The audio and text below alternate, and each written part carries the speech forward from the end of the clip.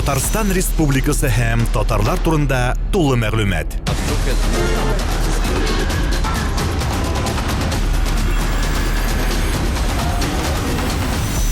Татар-информ мәгълүмат агентлыгы. Игътибар! Рабит Батуллага 80 яш. Бүген бездә кунакта митрополит Макарский, режиссер Михалков, Константин Хабенский, София Обагубайдулина, Владимир Путин булмаячаклар. Калганнар бар да биредә. Ханымнар һәм әфәнделәр, каршы алыгыз. Сәхнәдә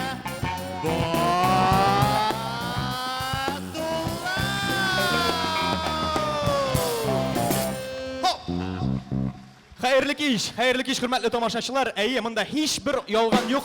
Сәхнәдә Батулла. Тик Байбулат Батулла. Һәм инде миңа 80 яшь биреп булмавына карамастан, шушы сәхнәдә кич буе мин сезнең алдыгызда булачакмын. Чөнки сәхнә яшьләрне ярата.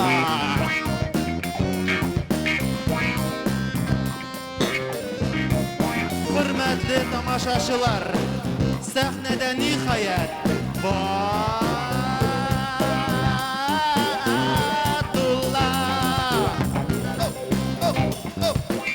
Qarşı alabız. Jələmibez, alqışlar.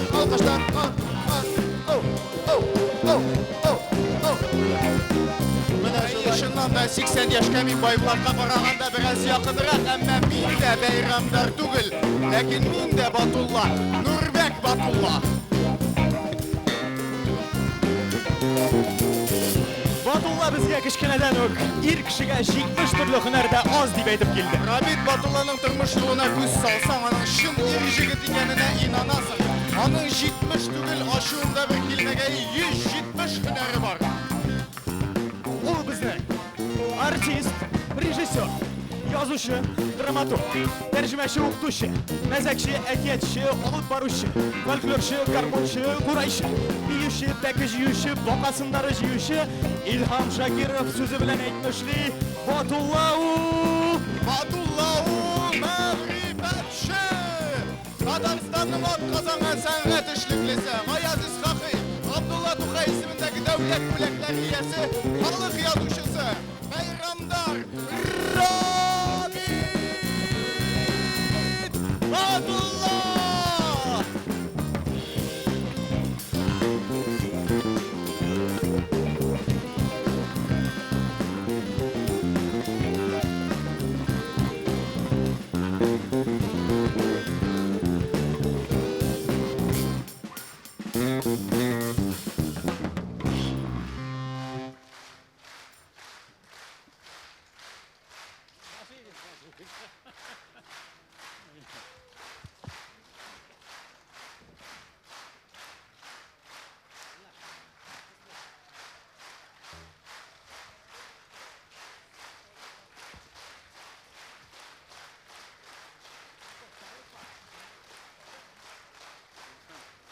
Әти, менә син күрәсеңдер бит инде, бүген синең бәйрәмегә монда бүтән кеше дә сине мактарга дип җыелган. Хәтта аяк үрә басып каршы алдылар. Әйе шул.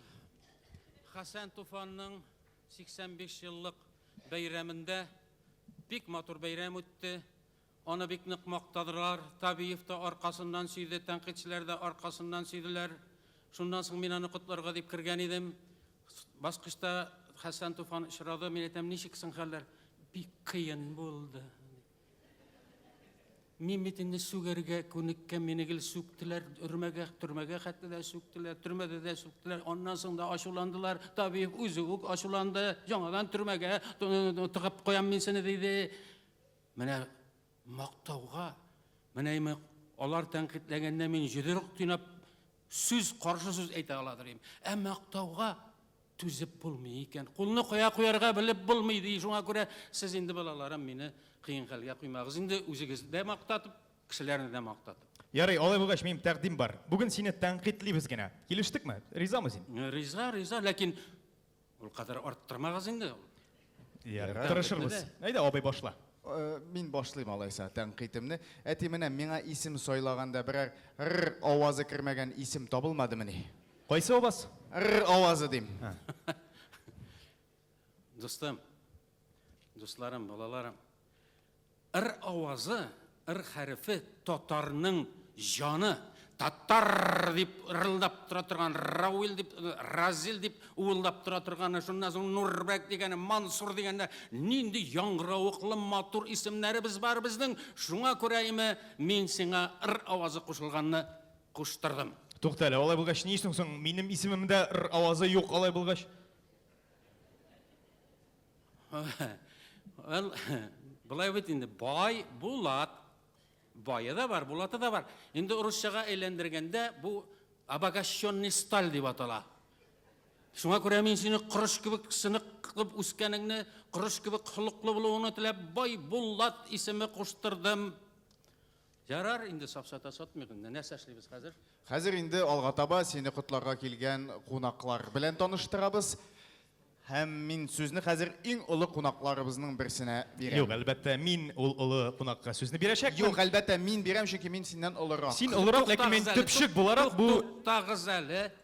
Кайткач сөйләшермен әле мин сезнең белән. Әйбәт кенә. Менә мондый хәл.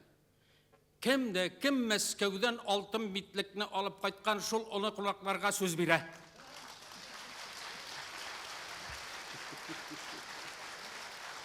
Инде хәзер атагызга хөрмәт күрсәтеп, миңа чәй китерегез һәм кунакларыгызны чакыра торыгыз. Мин киттем үземнең тәхтемә. Бәйрәмдарга чәйне. Гаиләдә иң төпчек буларак, иң яшь кеше буларак, кинорежиссер, кинотавр бүләге лауреаты Байбулат Батулла алып килә.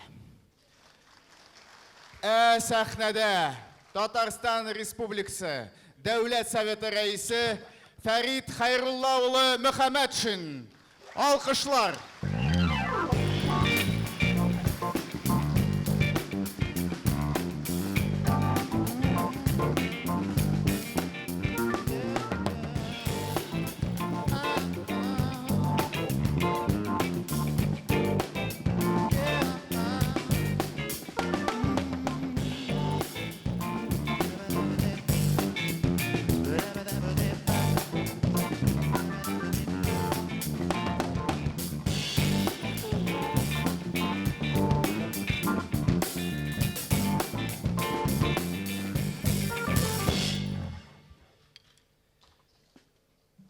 Qadrli һәм hürmetli юбилярыбыз.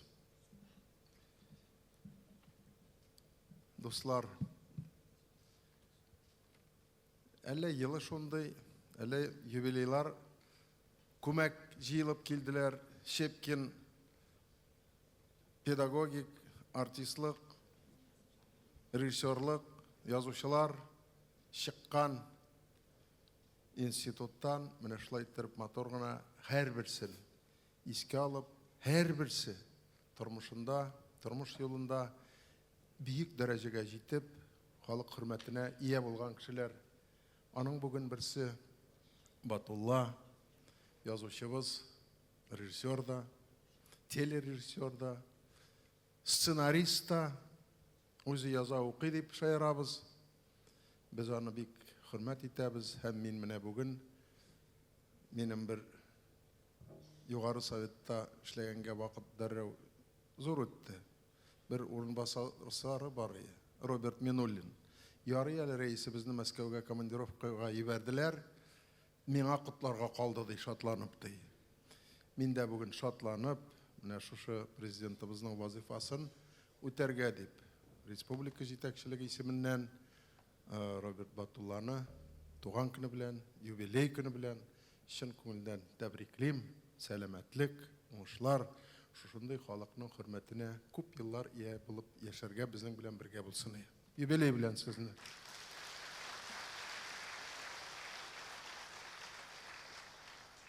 Инде әйткәнемчә, үзләренең җылы сүзләрен бүгенге президентыбыз Рөстәм Нургали улы Миниханов, беренче президентыбыз Ментимир Шарип улы Шаймиев, Дәүләт Советы депутатлары, хөкүмәтебез бездән дә сәламнәрне тапшыралар. Без аңар шатланабыз, Ул бик уңай, кулай кеше булмады, тормыш авыр булды аның, ләкин гел дөреслектә булды, чын-чынлык милләтчелек булды. Менә шулай иттереп 21 гасырга Батуллалар белән кирип киттек тә бердәм булып яшибез. Рәхмәт сиңа.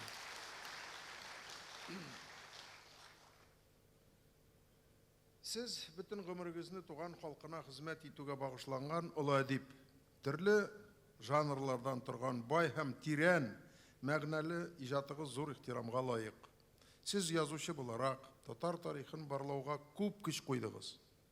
Милләтнең бөек шәхесләрнең язмышын чагылдырган Сөембикә һәм башка әсәрләрегез Татарстанның Тукай премиясына лаек булды.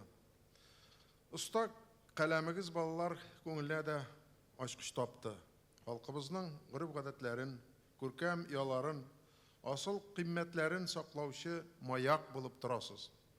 Сез танылган режиссер, сценарийлар авторы, телевидениедә тапшырулар алып баручы буларак та уңыш казандыгыз. Коръән тәфсирегез киң таралды, халык аны яратып кабул итте. Хөрмәтле юбиляр, сезне һәр вакыт милләт язмышы туган телебез, аның киләчәге борчый. Әйткән сүзегез зирәк, тирән фикерле киңешләрегез белән һәр вакыт унлы булды. Дәүләт советы язучылар белән һәр вакыт аралашып яши. Рәхмәт сезгә аның өчен дә.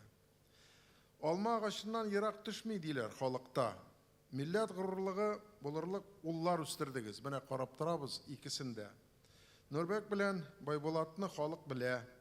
Менә әле генә Нурбәк заманча балет номинациясында алтын битлек премиясын алып, һәммәбезне дә куандырды. Аны да бүген тәбриклибез. Ул сиңа бүләк булып торсын. Олы бүләк булсын. Шушы җиңү белән аны котлыйбыз дип әйттем. Киләчәктә дә зур уңышлар теләп, 80 генә түгел, 85-дә, 90-да балалар шушылай шатландырсын иде. Минем сезгә иҗатыгыз һәм барлык эшләрегез өчен бөтен тамашачы республика җитәкчелеге исеменнән тагын бер кат зур рәхмәт әйтәсем килә. Исәнлек, саулык, иҗади куәт телим. Халкыбызны киң кырлы иҗатыгыз белән куандырып озак яшәгез. Гомер юлдашыгыз Рузия ханымны да бүгенге бәйрәм белән котлыйм. Рәхмәт сезгә шундый гаилә булганыгыз, лаеклы уллар үстергәнегез өчен. Бәхетле, тигез, мул тормыш кичерегез. Гаилә җылысын тыеп, милләтебез горурлыгы булып, күп еллар яшәгез. Туган көнегез белән, юбилейгыз белән. Минем бурычым бар, мондай туган көннәрне шушындый тормыш юллары белән, иҗаты белән халкыбызны сөендергән кешебезне президент нигезеннән миңа бурычлады аңарга бүләкләрне тапшырырга. Татарстан Республикасы Президенты указы. Татар әдәбиятын үстерүгә зур өлеш кертүе һәм күп еллык нәтиҗәле иҗади эшчәнлеге өчен язучы Татарстан Республикасы Язучылар берлеге иҗтимагый оешмасы әгъзасы Батуллин Роберт Мөхлис улын Рабит Батулланы Татарстан Республикасы алдындагы казанышлар өчен орден медале белән бүләкләргә. Татарстан Республикасы Президенты Рөстәм Нургали улы Миннеханов.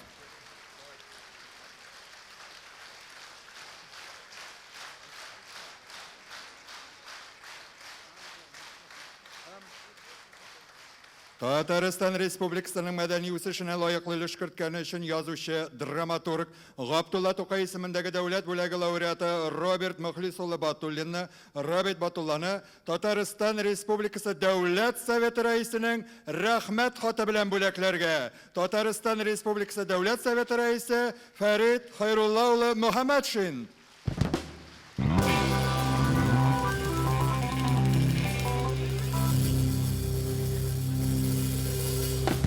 Хөрмәтле Рабит Мөхлис улы, сезне 80 яшьлек күркәм юбилейгыз белән чын күңелдән котлыйм. Батулла күп төсмерле олы иҗат һәм гаять күп кырлы җәмгыять эшлеклесе белән танылган аерым шәхес кенә түгел, Батулла бай тарихлы, татар дөньясында гаҗәеп кызыклы бер күренеш тә ул.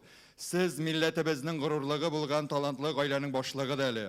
татар милләтенең киләчәген кайгыртып, акыллы һәм уңган Рузия ханым белән олы иҗади династияга нигез салдыгыз. Улыгыз Нурбәкнең илнең иң югары театр бүләге алтын битлегендә, Байбулатның кино сәнгатендәге ил күләм уңышларында да сезнең күркәм милли тәрбия эзе ярылып ята.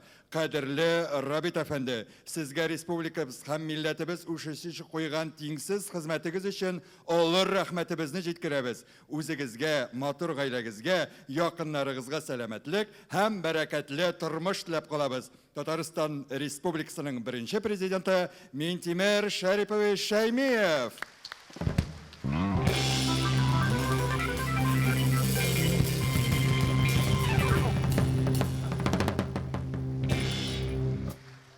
Білесізме, міне енді тілегі болған болса, заманында, қазір енді болмас, Жоғары Советқа, Дәулет Советына міне шушындай депутатлар керек емеңа.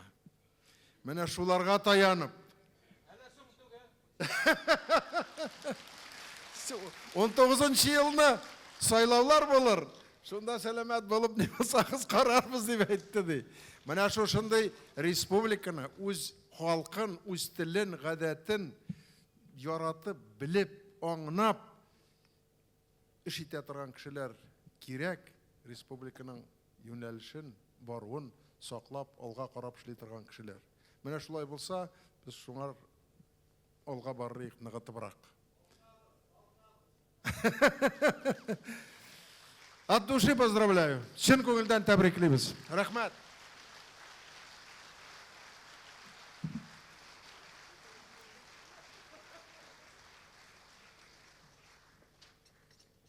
Hürmetli beyramdar, məxsus sizin üçün mənə rəhim etiniz.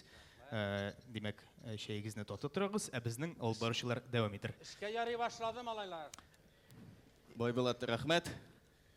Үпкәләмәйін дері, Москвалға шінде шей ташымассың. Бір жүннерек іш табырбыз, микрофон ташырсың, мәсәлән, минем сыман. Біз давам етебіз, біздің ұлы қонақларымыз мұның біләңгіне бітмәді. Ұлыдан ұлы біздің қонағыбыз халық шағиры Ғабдулла Тукай исемендәге дәүләт бүләге иясе Разил Абый Вәлиев.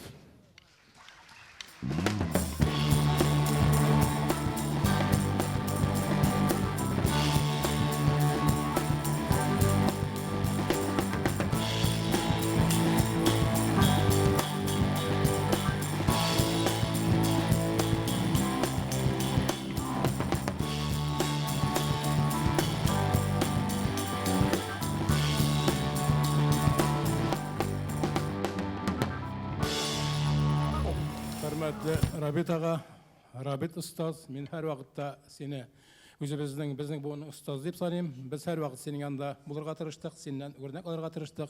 Mene bugün aytlarını Rabit Batulla 80 yaş dep, hem lakin zinhar için senin 80 deganine esin ketme. Senin yaş deganingine ol, ko'ngilga. 80 deganini unut. Hem şul her vaqt şulay barsın. Endi Farid Xayrulloh bütün narsani söylep bitirdi. Qutlaularını aytdı. Prezident isiminden de, Mintimir Şerif isiminden de, Uzi isiminden de, Devlet Sovet isiminden de meni aytar sözde kalmadı. Şuna göre men bari tek şiir gene okuyayım. Farid Xayrulloh söylegan sözlerini men şiirge saldım. Hem şularni men hozir şiir aytib okuyayım. Endi bilip turasың, men сиңа endi гомер буе şiir bağışlaydım.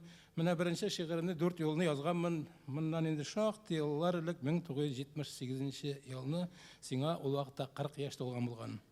Yazuvchi, aktyor ham rejissyor Rabit Batullaga deb yazganmın.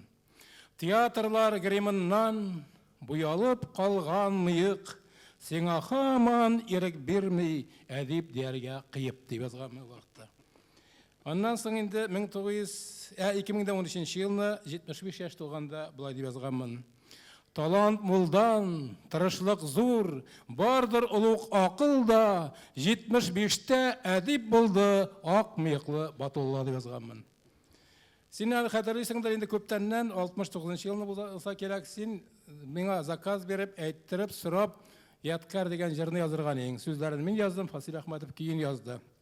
Ol Yatkar degen jırını hazır da jırlıylar, köpten işraşkan yok deb başlanan al jır. Hem mene senin 80 yıllığın aldığından mene men Moңлы Yatkar degen şiir yazdım.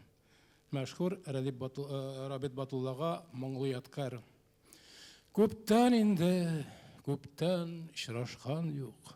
Җыйды безне Батулла, ул көннәрдән бары яткар калды, үткәннәргә юл юк кайтырга. Күптән инде, күптән бергә дулаган юк, кабынган юк, дөрләп янган юк, үз илеңдә үзең хуҗа булып, мәйданнарда батыр калган юк. Күптән инде, күптән җылаган юк, зиратларда яшьләр сыккан юк, йодрык тыйнап, нәфрәт сүзе сөйләп, урамнарга ярсып чыккан юк. Күптән инде, күптән алашкан юк, гөнаһ кылган, азган, тузган юк, Ширек күлнең шомлы бакчасыннан карманны җырлап узган юк. Күптән инде, күптән дуслар белән җыелган юк, корбан чалган юк, әйтерсең лә иманыбыз камил, әйтерсең лә җирдә ялган юк. Күптән инде, күптән обком да юк, дәүләт тә юк, көткән ил дә юк, яткар булып калды татлы хыял, узды еллар сырап, теләнеп. Күптән инде, күптән ирек даулап, шатырларга байрак элгән юк, Тукай әйткән, татар йоклагандыр, уянырмы бер чак, белгән юк. Күптән инде, күптән очрашкан юк, үткәннәргә кире кайту юк, хыялларда корган дәүләтемдә Батулла бар, әмма Бату юк. Батулла бар, Батулла элек тә бар иде, бүген дә бар, киләчәктә дә булыр. Батулла 100 яшә.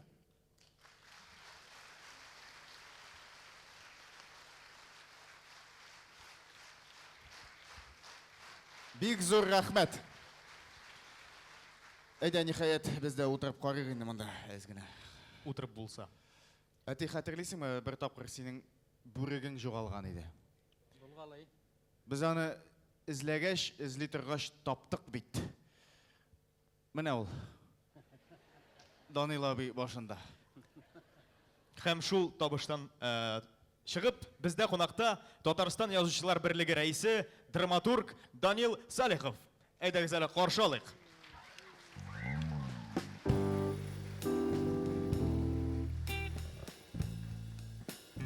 Утырып булмады. Зор.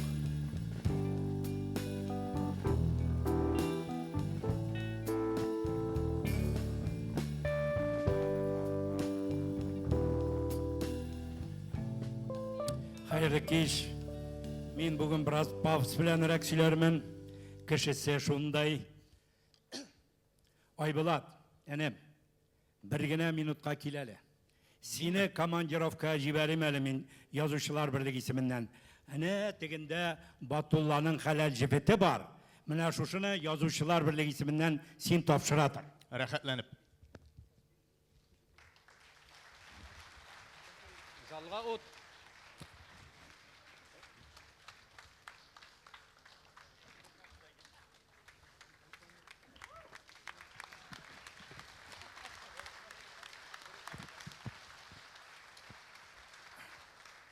Рабит ага, мин бүләкләрдән башлыйм инде. Менә монысын да язучылар сиңа, синең исемеңә атап эшләтелгән менә шушы безнең бүләгебезне кабул итеп ал.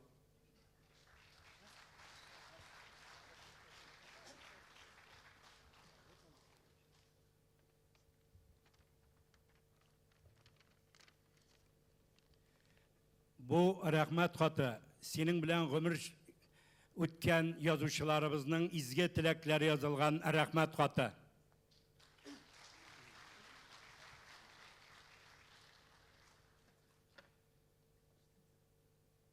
Хөрмәтле туганнар, татар милләтенең ак сакалы нинди булырга тиеш дип сорасалар, мин һич тә шикләнмичә Батулланы күрсәтер идем. Чынлап та милләтне саклауда аның телен, гореф-гадәтләрен халыкка җиткерүгә, бишектән алып әкиятләре белән буыннардан буыннарга тәрбияләгән Батулланың исемен әйтми, тагын кемне әйтеп булыр иде?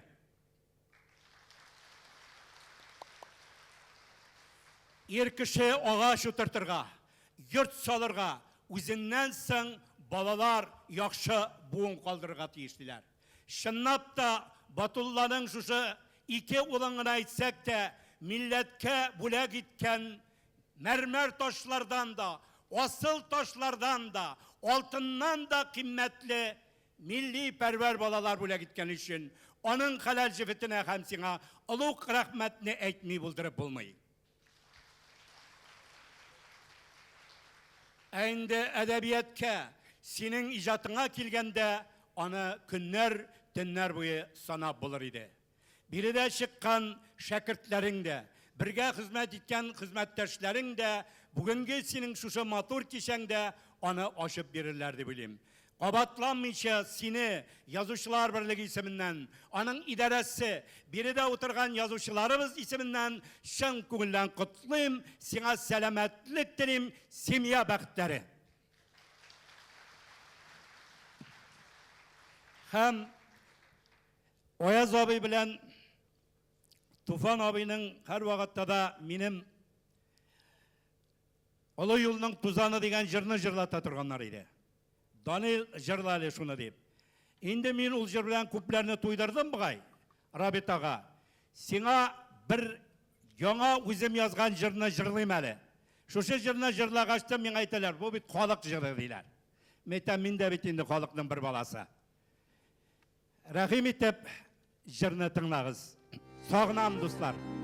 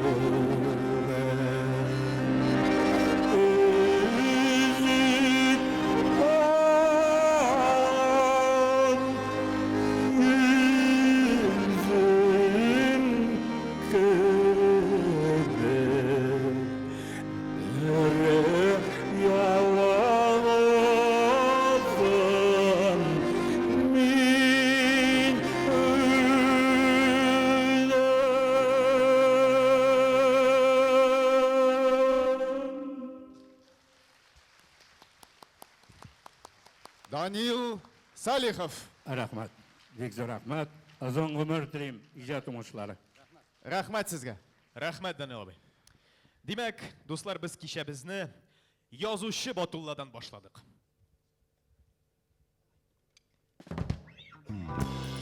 Нәкъ менә шулай була.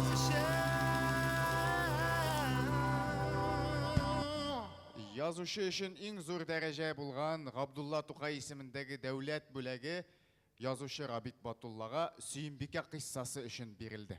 Һәм хәзер сезгә шул кыйссадан кечкенә генә өзек тәкъдим итәбез. Кунакларыбыз Камал театры артистлары Фәнис Җиһанша һәм Ләйсән Фәйзуллина. Каршы алыгыз.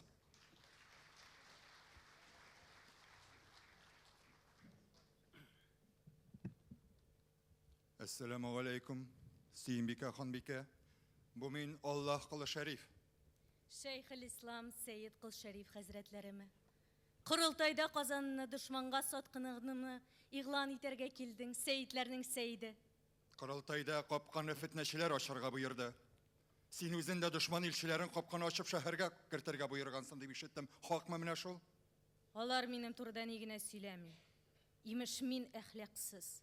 Имеш мин ир артыннан ир алыштырам. Имеш мин Казанны сатарга җыенам икән. Син бит Сәйид. Син бит Шейх-ül-İslam. Нигә Кырылтайда мине якламадың? Нигә син аларга шәригать кануннарының бузылуы хакында кычкырып әйтмәдең? Я, ни гызырың бар, тыңлыйм, Сәйидләр хәзрәте. Урышырга кирәк, ханбикәм, урышырга. Соңгы тамчы каныбызга кадәр урышырга кирәк. Сәйиднең җиле ник бик тиз икенче якка исә башлады әле. Бәхәсләшергә вакыттар, ханбикәм, дошман капка төбендә. Халыкны яуга күтәр, юкса аларның да күңеленә курку иңәчәк. Казанны сакларга кирәк, ханбикәм. Бер уч гаскәр беләнме? Кальга эчендәге бер сугышчы, Кальга тышындагы 100 сугышчыга тора. Бәлки котылыш бардыр. Менә укы. Иван патша яза.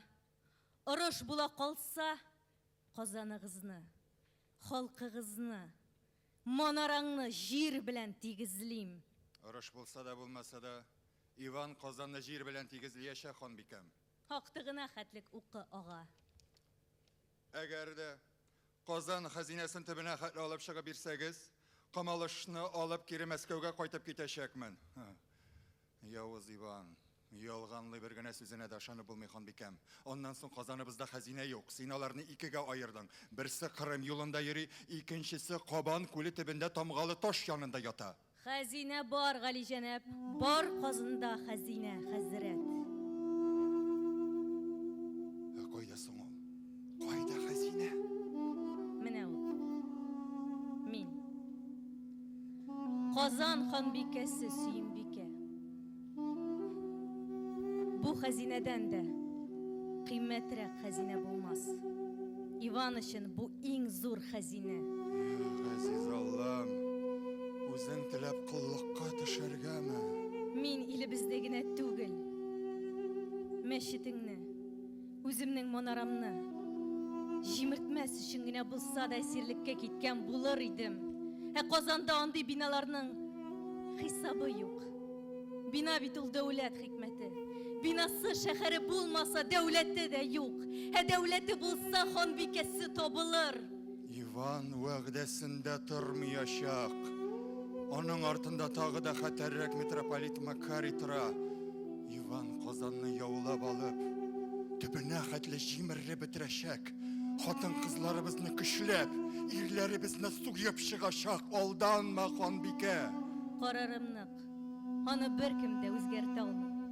Мин үземне каршыга тырнагына тапшырып, халкымны, Казанымны коткарып калачакмын.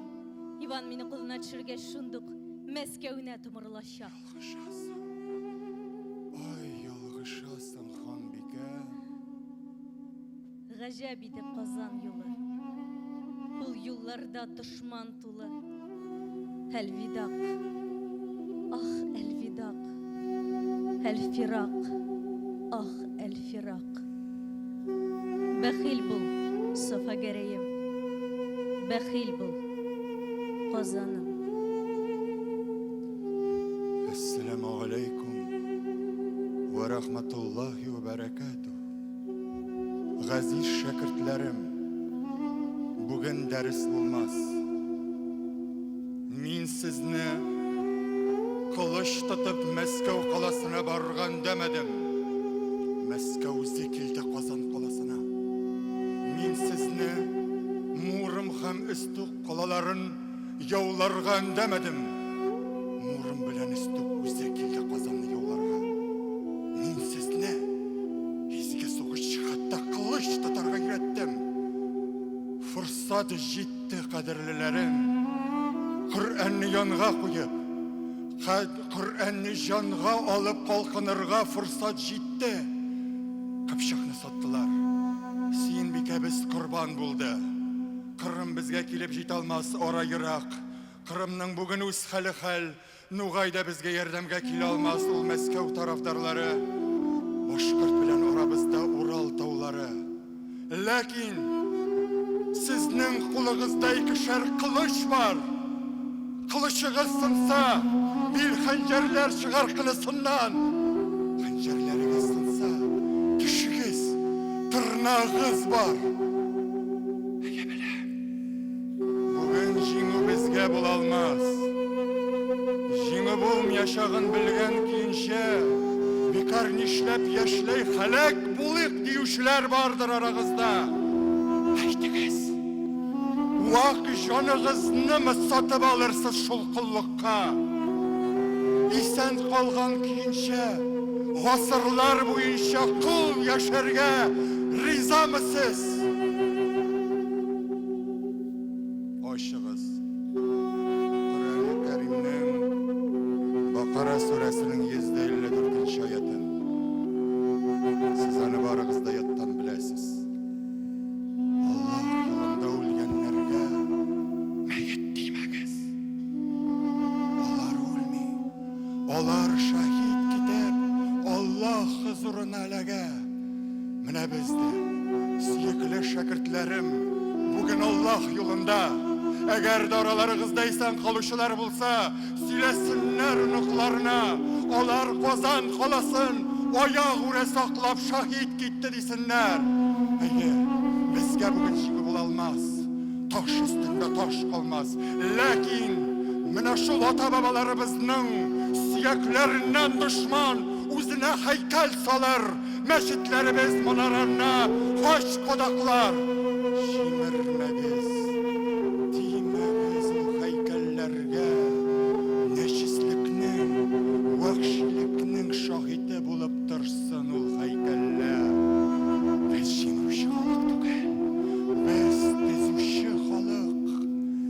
Озар заманна, келер уақыт, міне шушы ұрында, изге қоныбыз тамған жерде, рухыбыз, монарабыз яна қолқыр, һәм құл шәриф рухы сізге қабат уағыз оқыр. Аллаху Акбар, Аллаху Акбар, ла иляха иллаллаху, Аллаху Акбар, валиллахи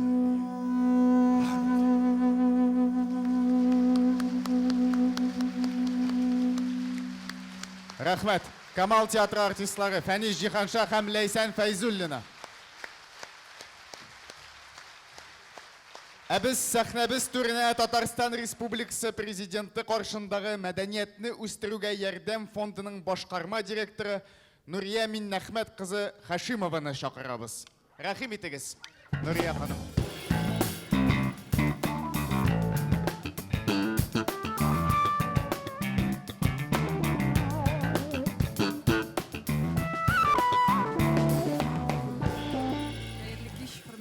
Тамашашылар, хайырлы кеш, хөрмәтле юбилярыбыз.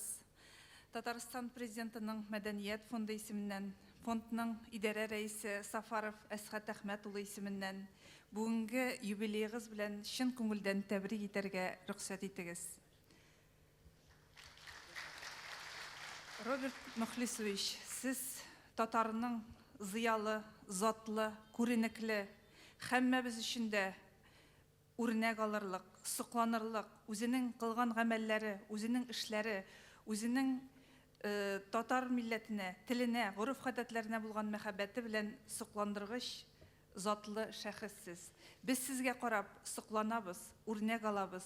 Чыннан да сезнең шушындый мөхиттә, шушындый милли мөхиттә тәрбияләнгән, милли гаиләдә тәрбияләнгән балаларыгыз бүген менә сокланырлык. Бу әлбәттә һәрберебез өчен, һәрбер кеше өчен зур үрнәк. Сезгә сәламәтлек, хәерле озын гомер, үзегезнең акыллы киңәшләрегез, үзегезнең иҗатыгыз белән тагын озын-озак еллар милләтебезгә тугры хезмәт итеп, сәламәт булып, тигезлектә, гаиләгездә иминлек булып, балалар куанычында яшәргә, эшләргә сезгә Аллаһ Тәгалә насыйп итсен. Һәм сезгә Әсгать Әхмәтовичның матур теләкләре, сез аларны кайткач укырсыз, һәм безнең мәдәният фондыннан сезгә бүләк бәйрәмегез белән сезне иҗатыгыз өчен бик зур рәхмәт сезгә. Рәхмәт. Бик зур рәхмәт. Әти, минем сорауларым бетмәде әле сиңа карата. Менә татарлар саны турында төрле мәгълүмат йөри, төрле информация, кемдер 7 миллион татар ди, кемдер күбрәктер дип уйлый. Син ничек уйлыйсың? Ничә миллион татар бар икән ул дөньяда? Миңа утырып җавап бирергә ярыймы? Мин басам алайса. Әйе, төрле сүзләр йөри. 1911 елда Габдулла Тукай үзенең бер мәкаләсендә язып чыга, ул академик басма 4-нче том 102-нче бит астан 3-нче елда былай дип яза. Россиядә яшәүче 30 миллион мөселманның бөтенесе дә Тукайны укымаса да, Идел буендагы 10 миллион татар аны яттан белә ди. Шуннан соң 1919 елны Сталин Правда газетасының 2 мартында язып чыга. Менә без Советлар берлеген төзибез, 30 миллион башкорт, татар, үзбәк, кыргыз, таҗик халкын кая куябыз, аларның мәсьәләләрен хәл итәргә кирәк ди. 30 миллион, Тукайда да 30 миллион. Шуннан соң 20 ел узганнан соң 1939 елда халык санын алу узгарыла. Халык саны алу узганда шундый мәгълүматлар бирелә. Үзбәкләр 5 миллион, татарлар 4 миллион ярым, казаклар 3 миллион, әзәриләр 2 миллион, таҗиклар 1 миллион, башкортлар 600 мең, кыргызлар 800 мең. Әйдәгез кушып карыйк әле юри генә. Дөрес микән бу мәгълүмат? Гап-гади бер арифметика. Татарлардан тыш шушыларның бөтенесен кушканнан соң 12 миллион килеп чыга. Татарлардан тыш. Калган 18 татарлар. Гап-гади бер әйбер. Кая киткән соң ул без нишләп 7 миллион бүгенге көндә? Кая киткән ул? Әйтик 10 миллион татар. Миңа калса, бу ялган мәгълүмат. Һәм моны без белергә тиеш. Без 7 миллион гына түгел, без кимендә 20 миллион бүгенге көндә. 20 миллионның 10-сы гына урыслашып беткән булса да, без әле саф татарча сөйләшә торган 10 миллион татарны кулыбызда тотабыз име. Менә шул. Көтелмәгәндә генә монда Батулла дәресләре башланып китте. Әйе, мин теге гуманитарий булгач күп саннар ишеткәч баш авырта башлады, теге миллионнар башка сыймый башлады. Саный торганда, безнең халкыбыз шулай сибелгән инде. Дөнья буйлап киләсе кунагыбыз да Ирак Кытайда туып үскән җегет, Синҗан каласы халыкара сәүдә ширкәте генераль мөдире Әхмәтҗан Галиев бәйрәмдарыбызны котларга килгән. Әйдәгез әле каршы алыйк. Һәм аның якташы Базарбай Бикшәнтәев.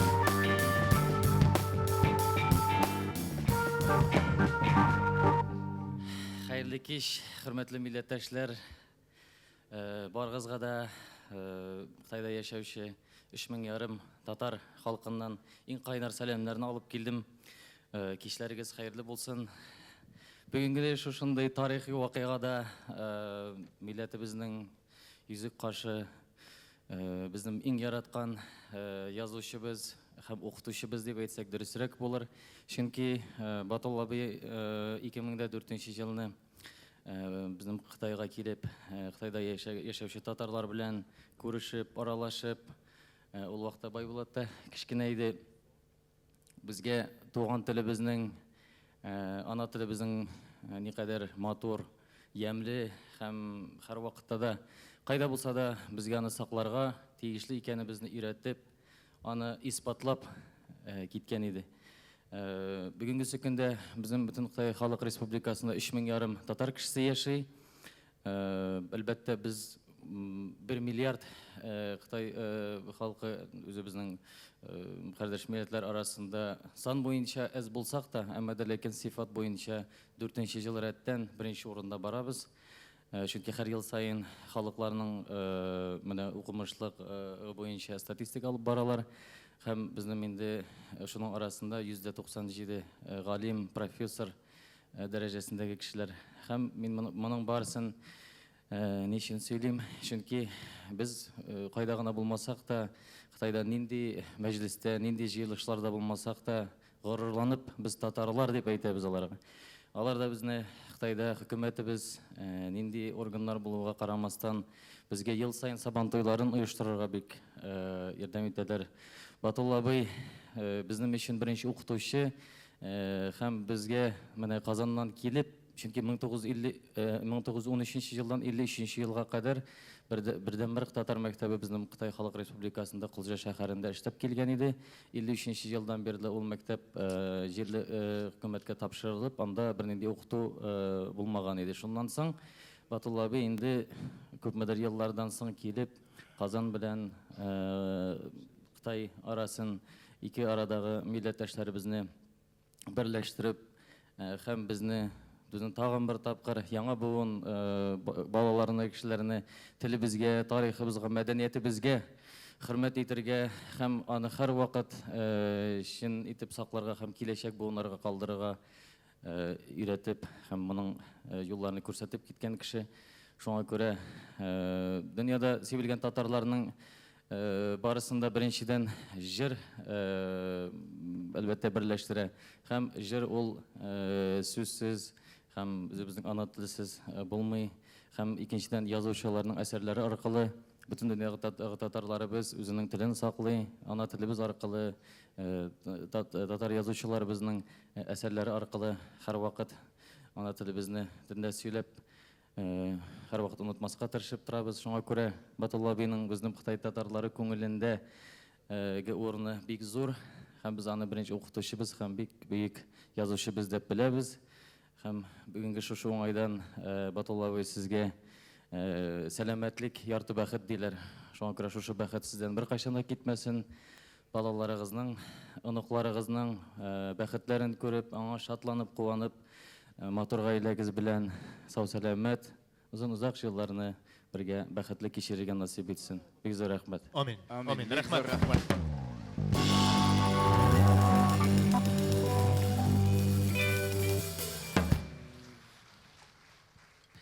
Хәзер инде сүзне Базарбайга бирәсем килә. Ул безнең бөтен Кытайдагы татарлар исеменнән сезгә бер җыр башкарып китә. Рәхмәт итеп тыңлагыз. Базарбай Бикшәнтәев.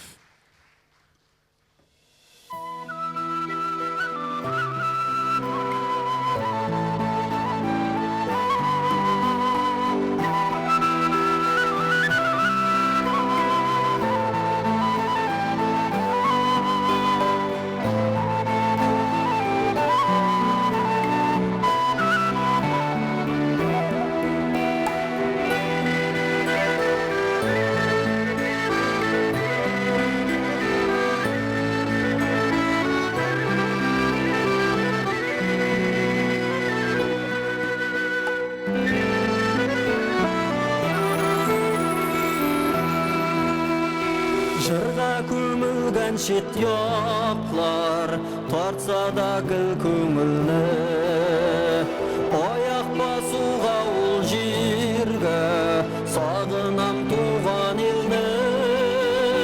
Күлләрен күрсәм җиремнең, көен көйләсәм илнең.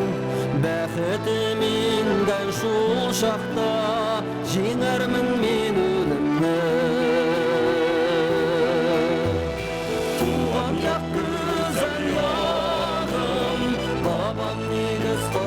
yok.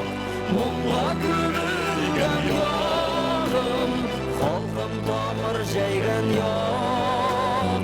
Күшлі рухлы милләтім, to'g'ri yo'ldan ketgan yok.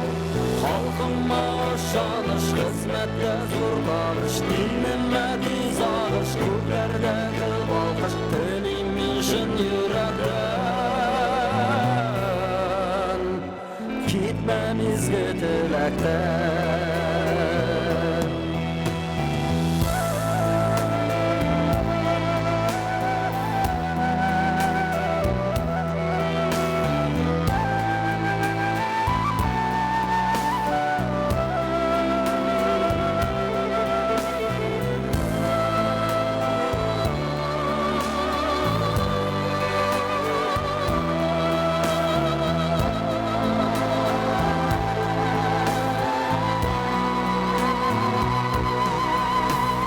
Şiçirnin muңы шақыра, bizер көк бола күнні. Келіп көруге шул елге, сағынам milli күні.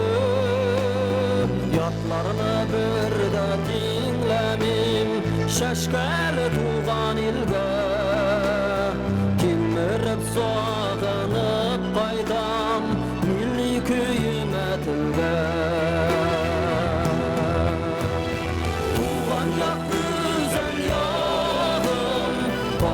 Негіз құрған яқ, мұңға көмілген яғым, халқым тамыр жайған яқ. Күшлі рухлы милләтім, to'g'ri yo'ldan ketgan yoq. Халқыма шаныш, xizmatda zo'r tanish, dinime diz og'ish, ko'klardagi balqish, tilimning shin yurakdan. Gitmemizge tilekten.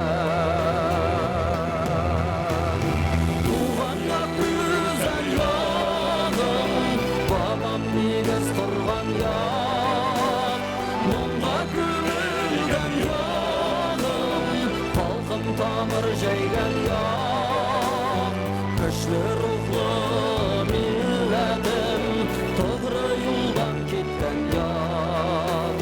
Halkıma şanış, hizmette zor tanış, dinime diz ağış, köklerdeki balkış, dilimin şın yürekten,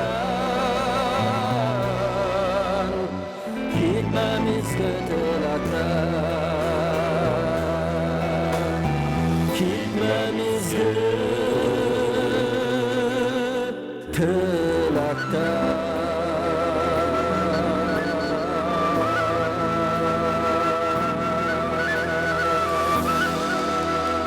Базарбай Бикшентаев. Ахмеджан Галиев һәм Базарбай Бикшентаев. Базарбай әле безнең Әлиф спектакле буенча да иҗатташ дустыбыз. Шуңа күрә аңа аеруча рәхмәтләребез. Менә әти Ахмеджан белән Базарбайның безнең ана телебездә ничек итеп сөйләшкәнен тыңлап тордым да мин, әллә мин әйтәм, безнең ана телебез читкә киткән саен ныграк саклана микән дигән фикергә килә башладым. Аннан соң менә бу тел белән проблемалар элек тә бар идеме ул, әллә менә бу арада гына барлыкка килгән проблема ул, аңлатып бир әле безгә. Моны аңлатыр өчен уртага чыкмыйчы булмас. Әлбәттә, 1552 елдан бері бұл проблема келе, һәм бүгінде һәм иң қорқыныш заманда келіп жетті име. Менә Ярослав Смеляков деген шағир былай деп жазып шыққан еді.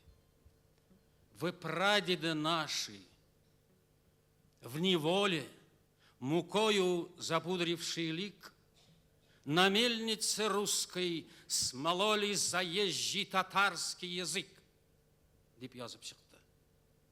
Һәм моңа шагыйрыбыз Уфада яшәүче Нажар Нәҗми Яков Козловский тәрҗемәсендә былай дип җавап бирде: татарский язык. Веков приветливый наследник, Долинам Волги соприродный, высокий, словно лунный лик, ты не заезжий и не безродный, татарский золотой язык.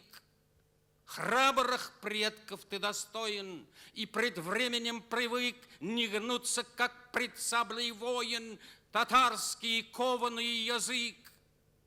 Веков приветливый наследник, ты дружелюбен и теперь, как та, что, повязав передник, пред гостем открывает дверь. И в степи, на бешеном карьере, и на страницах книг не изменял отцовской вере ты гордых всадников язык. И словно тетива тугая в предел вечности сумел вознести стеки тугая, как стаи оперенных стрел. Чтоб у славы быть в зените, ты сквозь стен камер проник, тюремщиками в Моабите неперемолотый язык. Живи все горести осиля, неиссякаемый родник, похожий на звезду Джалиля, татарский золотой язык.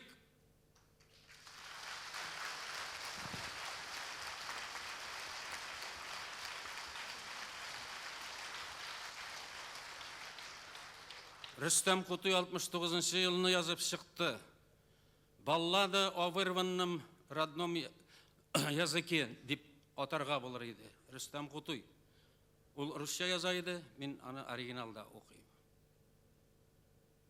У рыжего огня с молитвой строгой мне вырвали язык, чтоб много не болтал. Вздохнуло небо, месяц вздрогнул, и священник пропел: «Всесильна немота, всесильна немота». А я орал, выплевывая звуки, и рвал землю, мешая кровь с травой, и упала ночь, оглохшая на руки, и псы замолчали, мой слышит дикий вой. Еще жива хрусталина в гортани, и кадык ходил упруго, свеж и кругл, и песни горлом вылетали, и раздевались вдребезги у собачьих скул. Любимая, забыла мое имя, и с языкастом разделила ночь. Помешанный кричали все углы. А я пережил пожары, набеги, я стал эхом высоких пепелищ. О, мой язык, замурованный навеки в зарослях молчаливых жилищ, он там, в курганах, чуткую струною поет, едва коснись травы, то легкою татарскую стрелою, то поступью кипчакской тропы. И когда археолог в бессловесной ночи, один наедине со мной, вдруг услышит: тихо, камень что-то бормочет, и дерево поет янтарную слезой, то я, жестоко оскверненный, шепчу неясные слова, и бьет крылом кладбищенская ворона, и охает полуночная сова. Я сотворю намаз, как перед казнью. Вероотступник, простите, но я сотворю намаз. И когда на траве луна, ночь, луна скупой затмеет, я опущу солнце в колодец моих глаз. Я сотворю тебя, мой намаз. Аллаху Акбар, Allahu Ekber. La ilahe illallah, Allahu Ekber. Allahu Ekber ve lillahil hamd. Allahu Ekber. Allahu Ekber. La ilahe illallah, Allahu Ekber.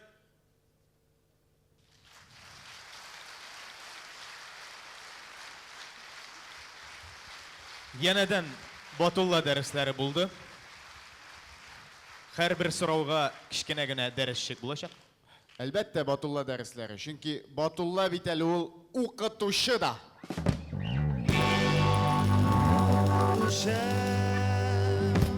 Рәхмәт, Илгиз.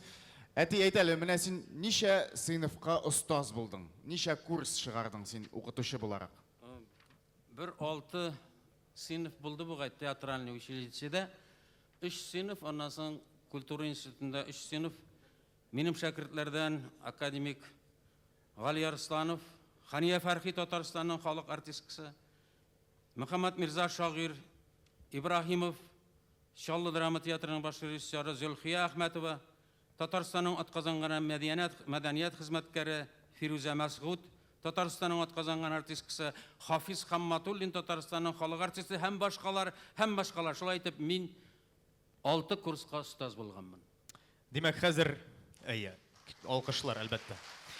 Хәзер сәхнәгә bütün укучыларның исеменнән биредә кунакта Татарстан Республикасының Габдулла Тукай исемендәге дәүләт бүләгиясе шагыйрь Илфак Мирза улы Ибраһимов. Илфак абый, рәхим итегез.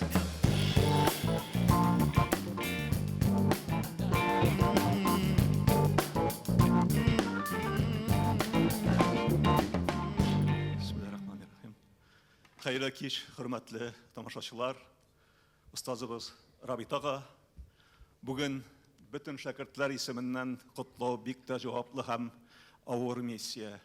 Чөнки сезнең шәкертләрегез ул Татар Казан дәүләт мәдәният һәм сәнгать югары уку йорты театр училищесы шәкертләре генә түгел.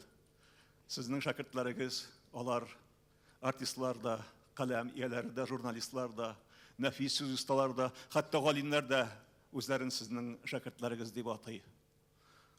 Сезнең яратып әйтә торган шундый сүзегез бар.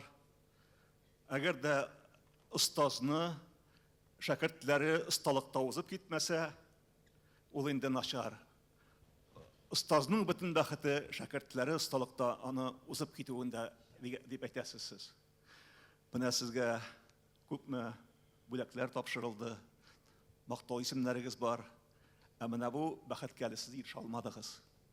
Чөнки бер шәкерттә, әлбез барыбыз җыелып та, осталыкта да, милләтпәрлектә дә, ирлектә дә сезне әле узып китә алмыйбыз. Бу шуңа тырышмаудан түгел. Чөнки сез шуңа ирек бирмисез. Чөнки сез үҗәт. Сез тыңгысыз. Сез фидакар. Мондан 20 еллар элек сезнең йөрәгегезгә операция ясадылар. Бик катлы операция. Наркоздан айну белән сез инде әрәби әсәрләр язып җибәрә башладыгыз мәдәни җомгада. Авыру хатларымы, нинди хатларсың, ерактан хатларымы, язучы хатларымы килә башлады. Без аны җылый-җылый укыдык шәкертләрегез. Һәм сокландык сезгә. Сезне шундый булдыклы итеп тудырган, тәрбияләгән Мөхлисулла атабызга, Мөхлисулла анабызга һәм менә инде операциядән соң үзенең ике нарасые белән өченче нарасыйны сезне караган Рузия җиңгәбезгә зур рәхмәтләр әйтәбез барлык шәкертләр исемендә.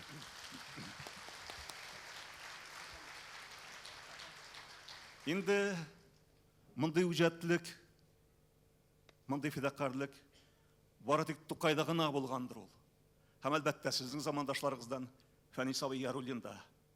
Сез менә шул операциядән кайтканнан соң 15 ел буе көн сайын иртән сәгать 6-дан торып больницага ачылганчы барып үзегезнең каныгызны тикшерттегез сыйклыкка, чөнки операциясының травма булмаска тиеш.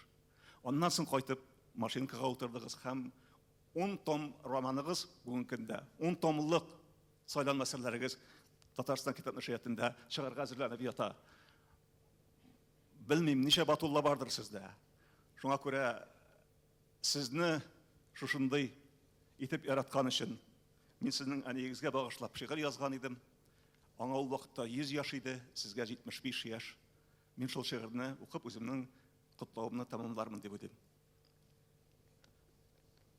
Сыңарып килгән язгы төн, томан пәрдә япкан күген, бар да йоклап беткән диме, сәҗдәгә уйган түнеп, 100 яшь рәңкәсе бүген.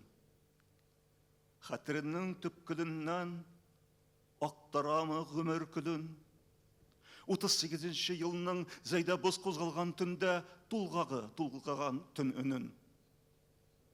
Диспесенең һәр тимәсе, хатирәләр хаситәсе.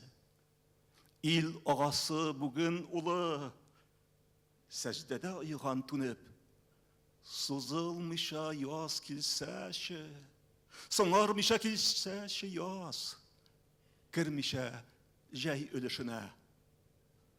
Томан таралды, тулганай, челтәрле ак шәлен япты, 100 яшьлек шал көмешенә. Халкыбыз күгендә дә томан таралыр, яз килер, без әле яшәрбез. Батулла абый, Батулла остазыбыз, зур рәхмәт сезгә. Бик зур рәхмәт. Рәхмәт, Илфак абый. Демәк, Батулла язучы дидек. Батулла бит әле ул кинематографист.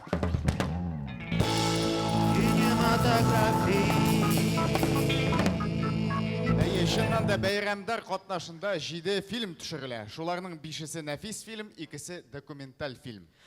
Бездә кунакта юбилярыбызның кино буенча иҗатташ дусты, Татарстанның атказанган сәнгать эшлеклесе, кинорежиссер Фәрит Дәүләтшин һәм Наталья Тапал белән Фәйрүзә Зиннатуллина сәхнәгә чакырыла, бәйрәмнәрне котларга дип.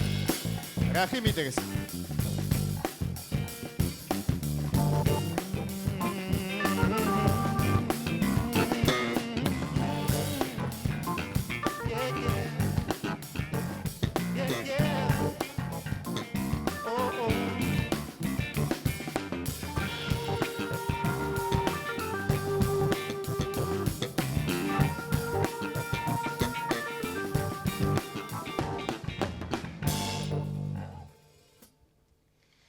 Дорогой наш, можно сказать, уже родной Рабит Абыл, нам выпало огромное счастье оказаться на одной съемочной площадке с великим не только человеком, но и актером.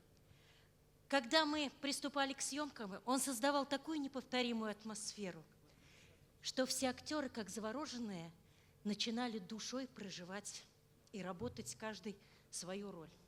И благодаря Рабит Абы у нас получился фильм «Гайши Калмасы». Я попрошу, пожалуйста, трейлер включите.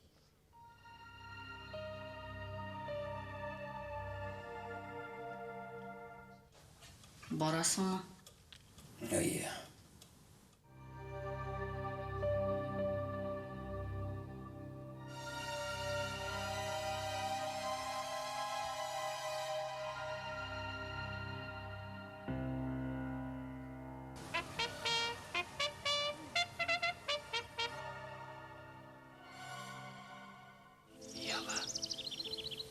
Ява, сен бит бұл.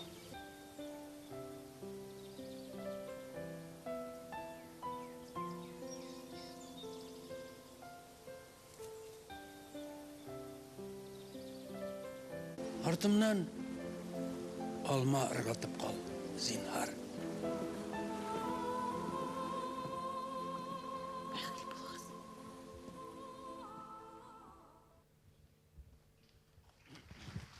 Когда фильм заканчивался, зрители плакали только от работы Рабит Абы. Они плакали на 5 фестивалях за 1,5 года. Это фестиваль в Казани, это фестиваль в Москве, это международный фестиваль в Ереване 2017 года, это фестиваль в Крыму 2017 года, это «Лучезарный ангел» в Москве. И вот в этом 2018 году, в феврале месяце, фильм стал лучшим в номинации короткометражных фильмов в индийском городе Бхубанешвар. И вот эта золотая звезда, она ваша. Нам только ее прислали в апреле месяце, накануне вашего юбилея. Мы очень боялись, чтобы она быстрее дошла. И она дошла. Вы звезда, носитель золотого языка. Вы несете сакральность безвременья. Несите его, у вас великая миссия, а мы будем продвигать великий татарский язык дальше в мировое пространство.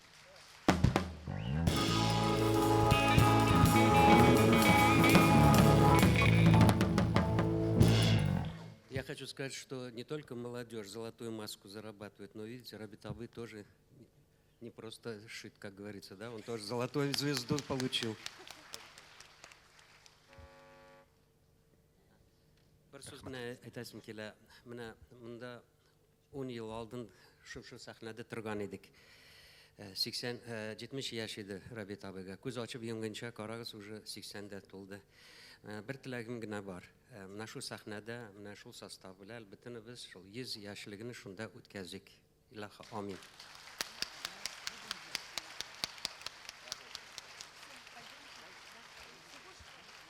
Рабит абый, мен сізні яратам. Рәхмәт, дуслар, рәхмәт құтлауларығыз үшін. Айрыша рәхмәтләр Фәйрүз апага бик кыска котлagаны өчен. Баш иябез. Һәм үрнәк алырга кирәк келәсе кунакларга. Мен сені яратам дип иртәрәк әйтергә кирәк иде аны. Димәк, дуслар, махсус безнең өчен, сезнең өчен музыкаль тәнәфес. Махсус сезнең алдыгызда хәзер Илгиз Шәйхразиев катнашачак. Әйдәгез әле алкышлап каршы алыйк. Сәхнәдә Илгиз Шәйхразиев.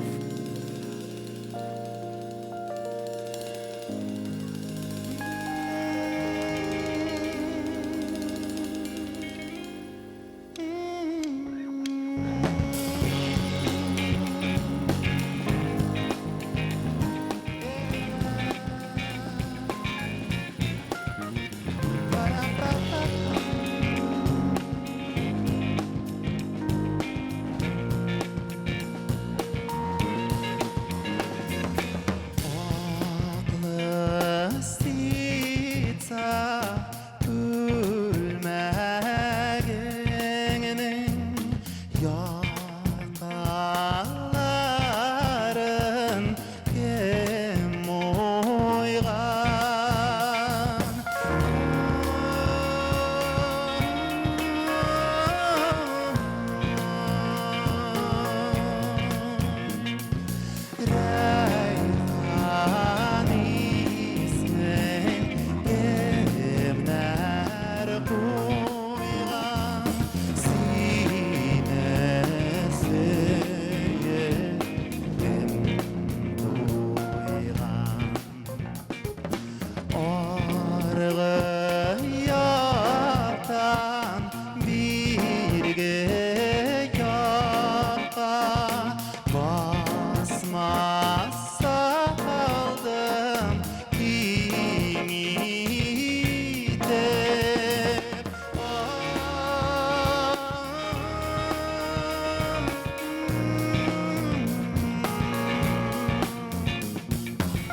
Илгиз Шейх-Разиев.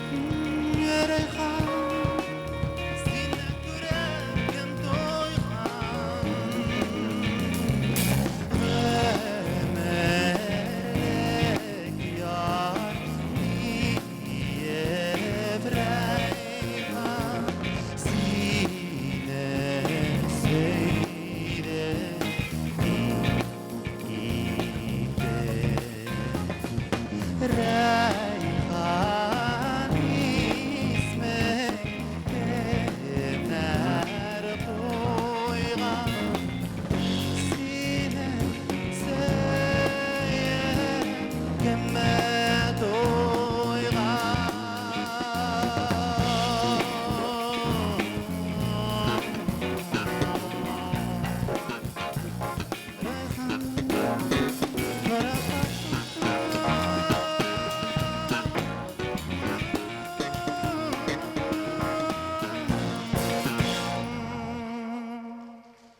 Илгиз Шейх-Разиев. Һәм Ями Music Band.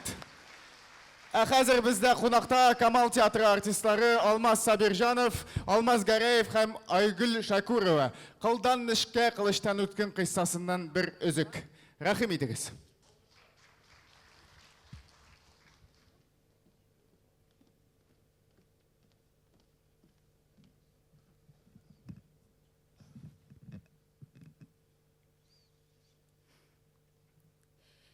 Минем сөенчем бар. Сөенчем шул. Соңгы вакытта матбугатта сезнең шигырьләрегез бик еш басылды. Гаҗәп истидатлы әсәрләр, әфәндем.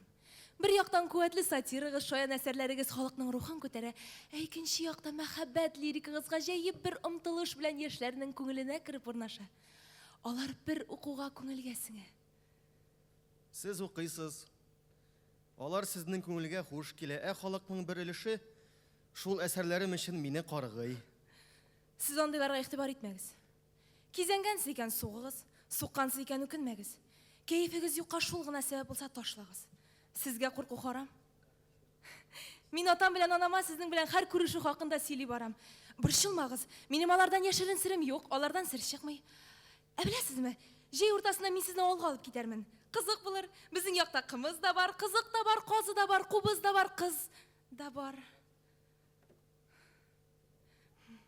Матур, сезгә килешә.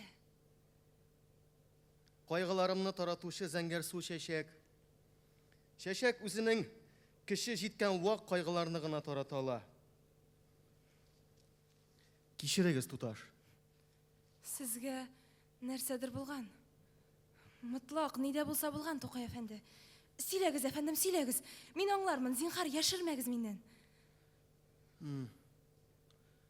Аландагы чәчәкләр өстендә берәвездәге бихисап асыл ташларны мин тагын күрдем бүген.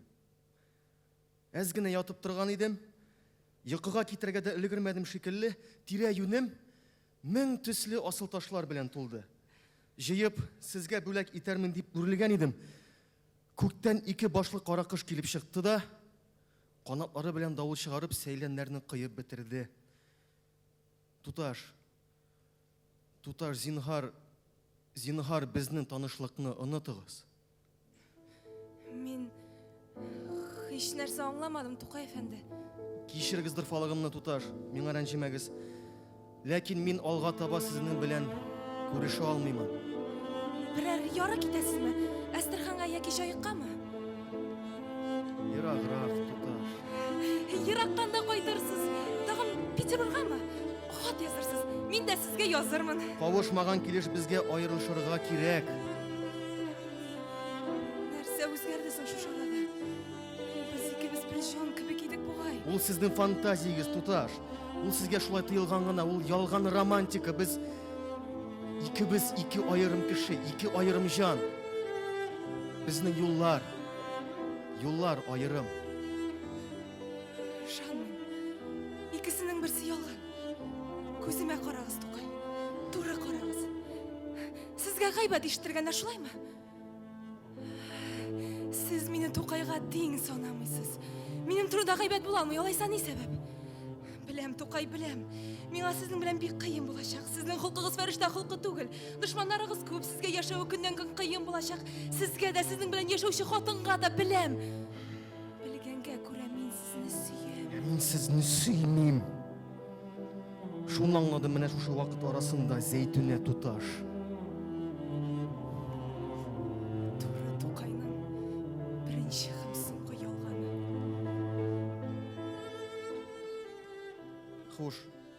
Хуш, бәгърем. Мәңгегә бәхиллә бу ялганымны, мәхәббәт шигырьләренең илһамчысы. Хуш. Әл-аман, туташ, әл-аман. Әл-видак, туташ, әл-видак.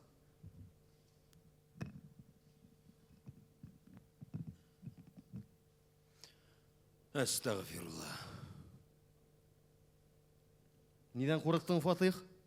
Синең күзең йомык, йөзең аппак, сулышың юк. Димәк, син Тукай үлгән дип курыктың. Рәхимсез шаярасың, егет. Алдан кайгырып куеп, чыннан да мин үлгәч, кайгырырга запас калмас дип курыктыңмы ни? Үлемне юрамасаң да озак йөрмәс ул. Таш бастың. Үлем ерак түгел, Фатих. Кырылдама. Мин әҗелдән курыкмыйм, Фатих, чөнки мин мөселман. Мөселман кешесе үлемне табигый гамәл, фани дөньядан бакыйга күчү күпере дип аңлый. Минем янда үлем турында сөйләмәле дип курыккан кешеләрне мин аңламыйм. Үлемнән бит сәке астыннан качып кына котылып булмый. Үлем ул бәндәне Аллаһка якынайта. Без үлем Аллаһка якынайткач, ни өчен кеше шатланмый? Гаҗәп. Син бүген әллә нинди сәер, Габдуллаҗан. Сәер түгел, дустым, мин шат. Һәр көнем, һәр сәгатем мине Аллаһка якынайта бара. Шамакайланма. Шамакайланмыйм, Фатих. Минем үлемем һич кемгә борчу китермәс. Гаиләм юк. Талаша-талаша туганнар бүлерлек малым калмый. Үлем текләрем әзер. Шәкертләргә 500 сум әҗер калдырам. Мин лашын кебек ирекле. Туташ тыйла алмый, жылы-жылы йөзен каплап чыгып китте. Син маны рәнҗеттең, извольте аңлатырга. Нигә елый кыз бала? Дустым, мин җыламыйммы? Күр, мин аннан да катырак җылыйм да баса. Минем бу күз яшьләрем аныкына караганда 1000 кәррә әчрәк. Нигә, ни өчен ачуланыштыгыз? Әйттем, исә кайттым. Татулашырсыз әле. Без ачуланышмадык. Кушылмыйча аерылдык, шулай мәхкүл әфәндем. Я, кем мин? Ул әйтә күземә туры карады. Ә миндә печать проклятия, ул нәзих хисләр иясе, ул нәфислек алиһәсе, ә мин шир баскан, шик баскан бер буйдак. Хәйлә генә ул синең, сәбәп башка булырга тиеш. Мин дә гарип Тукай, күтәрәмгә калган гарип. Мин хатыннардан качмыйм. Гариплек кешенең ялгышы да, хатасы да түгел. Ничек бар шулай кабул итсеннәр? Синең гариплегең минеке шикелле кычкырып тормый. Ул туташ, синең белән бәхетсез булуны бәхет саный, дивана. Кире кайтарыйммы, туташ? Юк, уйнама, Фатих, уйнама. Уйнама. Киселде, мәңгегә киселде бу җеп. Туташка иләнүем зур гынах булыр иде. Мин аны яраткан кебек башка берәү дә ярата алмый. Шушы арык тәндә тауларга сыя алмасы гыйшык дәрте ята, ләкин туташны бәхетсез тул итәсем килми. Дәшмә. Башыңа китер, япь-яшь гүзәл тыл хатын. Аягүрә әрәм булачак. Мин үлемгә хөкем ителгән, Фатих. Габдуллаҗан. Дәшмә. Шулай. Син генә бел. Ә хәзер кит. Ялгыз калыйм.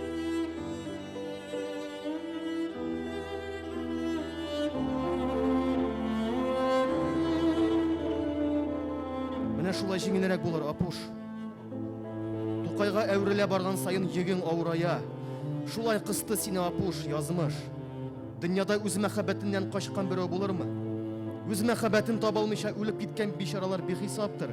Ә мин мәхәббәтемне таптым. Сөйдем, сөйгеле булдым. Үз кулларым белән, үз сүзләрем белән кире иттем. Әйт син, Апуш, бер мизгел мәхәббәт ләззәте өчен корбан итә ала идемме мин туташны? Юк. Юк. Үкенмә.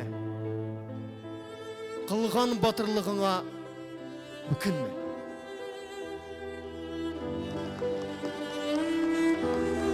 Камал театры артистлары Алмаз Сабиржанов, Алмаз Гараев, Айгүл Шакурова.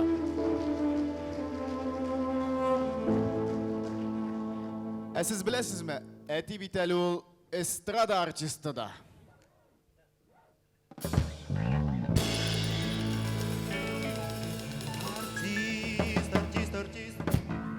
Рәхмәт, Илгиз.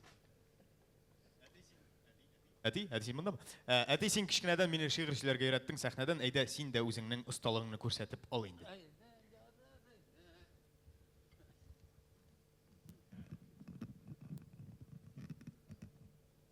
Али Такташ, Азараилләр, бу шигырьне укыганда Афган фаҗигасын, бу шигырьне укыганда венгрлар фаҗигасын, бу шигырьне укыганда Сирия фаҗигасын, Иран фаҗигасын, Египет фаҗигасын, Сурия фаҗигасын уйлап утырыгыз. Бу шулар турында. Тау өстенә утырган ул, уйга баткан, Qanatlары tılgan kiliş jirge yatkan, mangayında nurlu yıldız. Ufuklarda tağlar atkan көрініп тұра yırak iller, yaşırın gine ona kilip sili jiller. Feriştekey, koş bu ilden mında vakşat, mında patşa Gazrailler. Ул ferişte mından bik küp yıllar bu yıldızga көктен ұшып келген еді. Түзірішін мәңгі рахат бақыт баған қызыл гүллер шашып, сулар сипкен еді. Жырлы махаббат һәм көк күйлерін, жер yıldızын түзіп жәннәт еткен еді. Bizler için cennetin ol, güller için tağın ışıp kiri kökке kitken idi. Köşüp tiz bir yıldızdan bir yıldızga, bir küp matur güller jiyip jirdi. Koysa kiri nindi dehşet. Siyaklerden tavlar, kandan küller kurdu. Kıtırgan il bılgı kullarında yaltırata süngülerin, ülgen irler iyilip kala aunap şunda, cehennemde utlar oynay unda solda, hayat ili matur yıldız yanıp süngen, taptalıp gül bağları külge düngen. Matur kırlar, bәхет cennet ormanları, gakılsızlar yırtı bulup evrilgen. Kimler alar? Cennetime kimler kilgen?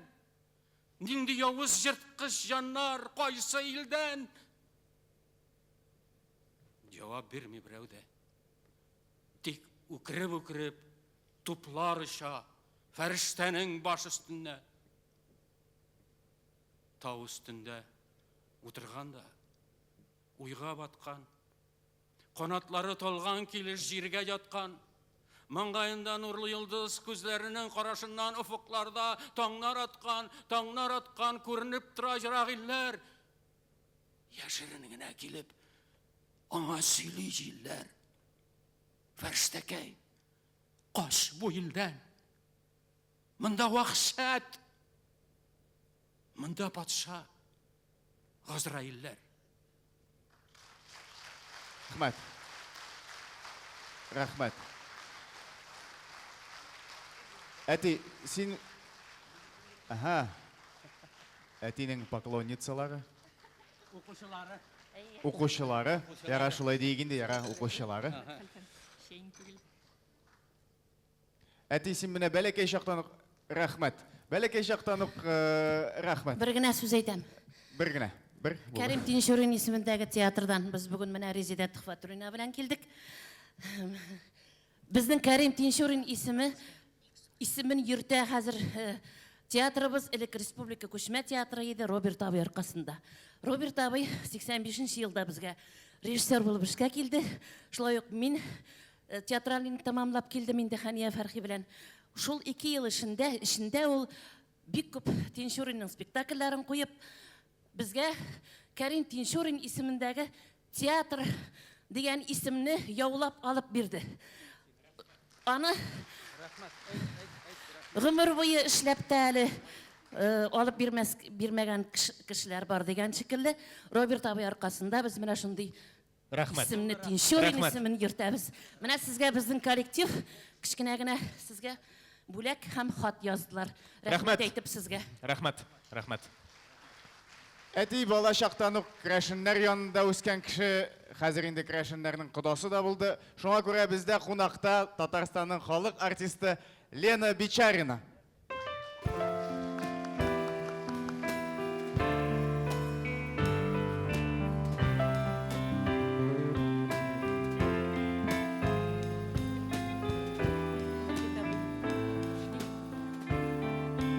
Алло, Рабит абый, сізбегі шундый шибәр. Мин хатын кыз күзлегеннән әйтәм. Яшрәк чагыңда әйткән булсаң, мин дә яшрәк чакта әйткән булсам. Мен әйтәм, шул яшкә җитсәң иде, шулай шибәр булып калсаң иде дип көнләшеп тә куйдым әле. Рәхмәт, Җитәрсең Алла бирсә. Хәзер сезгә бүләккә җыр. Крәшен халык җыры пишән өстендә.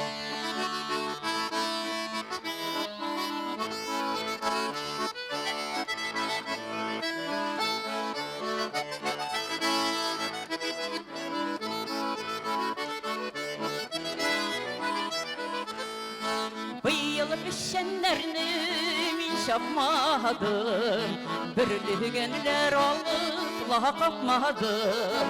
Kutucirlerde jürdüm, dınca gizledim, sizden yakınlarımı laha tapmadım. Kutucirlerde jürdüm, dınca gizledim, sizden yakınlarımı laha tapmadım. Allah'ım narını inle buğrap, ortasından öterdey buğrap. Bilmişsiz kızlarım hallerimini, sizin için ülerdey buğrap.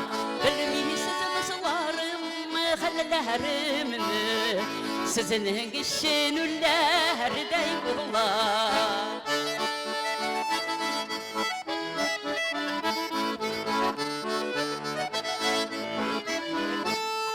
Benim yollayım göğüne, birisi Fransız, birisi büzgüne. Benim sinelerim göğüne, birisi canım, birisi süzgüne.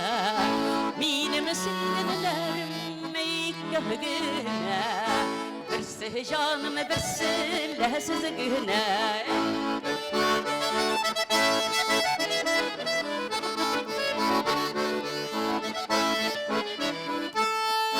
Bıyılı pişenlerini men şapmadım, pürülügenler alıp laha kapmadım. Köpeşerilerini haşırdım, dınca gizledim, sizden yakınlarını laha tapmadım. Köpeşerilerini haşırdım, dınca gizledim, sizden yakınlarını laha tapmadım. Sizden yakınlarını laha tapmadım, sizden yakınlarını laha tapmadım. Лена Бичарина, Татарстанның халық артисті.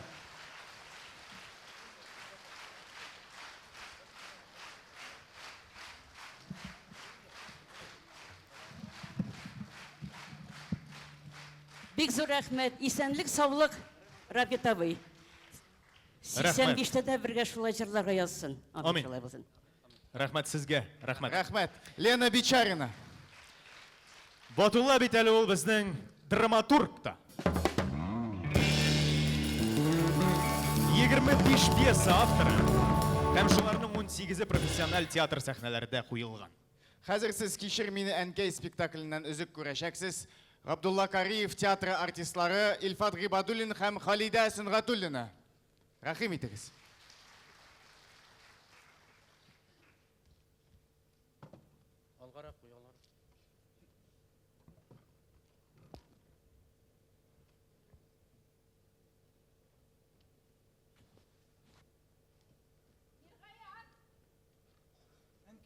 Кайттың да мені балақайым? Балақайым, ошадың мұсын оқылы мен? Ошадым. Орайды. Онда қуянларының сулары біткен, осларында шиз тартырға керек.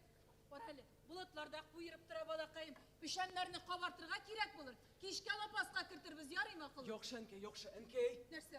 Сен менің флешкамны күрмәдеңме? Неткен флешка енді ұйық күрмәген балам. Нәрсеге керек болды ол сен? Әнкәй, олайса теге жырыңны миңа тагын бер генә кат жырла әле. Сен жырлаттың бит инде балақайым. Әнкәй, тагын бер тапкыр гына жырла инде. Туқта балақайым, туқта. Нәрсеге керек болды соң менә син ал? Нәрсеге керек болды? Әнкәй, мин бит Соқ-Соқ исемле уен уйлап тапкан идем. Шунда? Менә шушы жырны яздырып, шул уеныма кертмәкче булам. Әнкәй, син бит бик матур жырлыйсың. Жырла инде. Әйдә. Булдымы? Булды. Жырла. Мәдрәсәләрдә пыяла ишек, сак белән сакның бәетен ишек. Мәдрәсәләрдә китап кишетәсе, сак белән сакның бәетен ишетәсе. Куяннарыңның осларын шистар, бешәннәріңні әйбәтілі қабат. Ей балақайым, шундай Kızılış gününde mi? Ana Semide apan kildi. Mektep bakşasında işler gettiği işiydi, kaşıp gitkendi. Soğuşup giriydi.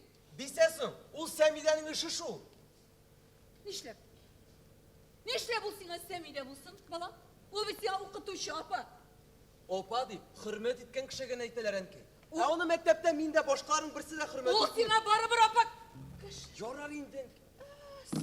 Estağfirullah. Koralı Sinan'ı dağın şalvarını umarıp koyduğun. Ey balakayı! Sana Sinan indi kiyip girmek gereksin. Sana riyana şalvarını ere bitkensin şu kumuş. Enki yorar inden enki. Endri fazlası var deyip bildin mi elle? Yanamayın da, yanasın da olmayın. Yırşında seleme üstüne bakın kız bala. İşletirge indi Sinan. Yorar indi, yolga şırtıldı. Kızlı şırka bilesin, yünlep yürü bilmişsin. Koralı Sinan'ı işletirge indi bana. Mektepte zorlanalar, uramda zorlanalar. İyi olsa işletirge indi seni bala kayman. İşletirge indi seni. Ay Hıdayım. Ercan abi. Ercan'a şalvar nere bitkensin bir bala kayman. İşletirge indi bizi. Hıdayım.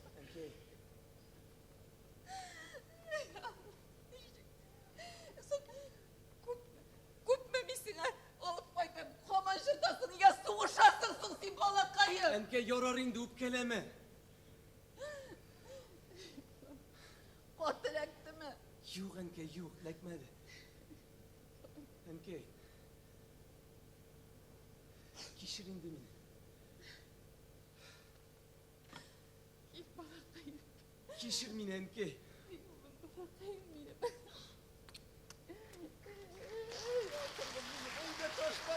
Enke. Ana olmalarını şey yayınıydı. Olmalar kıyıldı bitkeninde. Haydi. Yoksa. Haydi. Yoksa enke.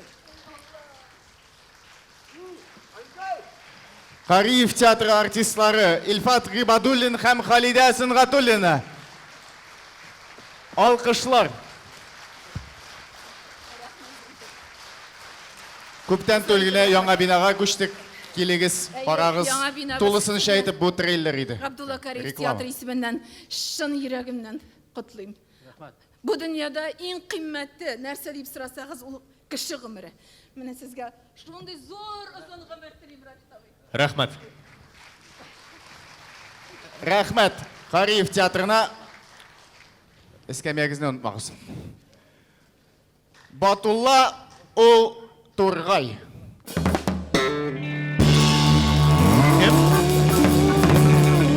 Әйе, siz ялгышмадыгыз, чынлап та без бит җигет кешегә 70 төрле һөнәрдә аз дигән идек.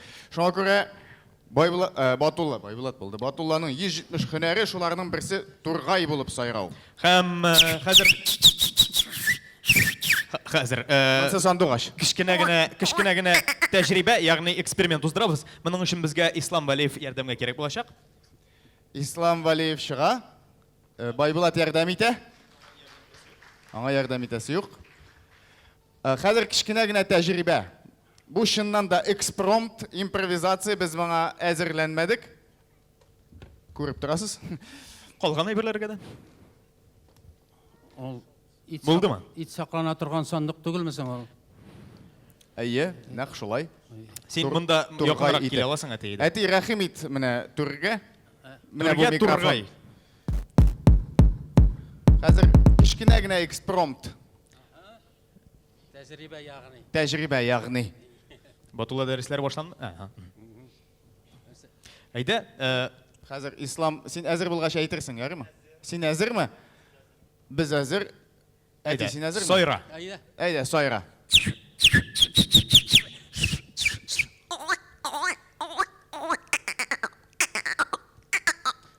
Кыррам тиеп, торрам си фестиваль керетай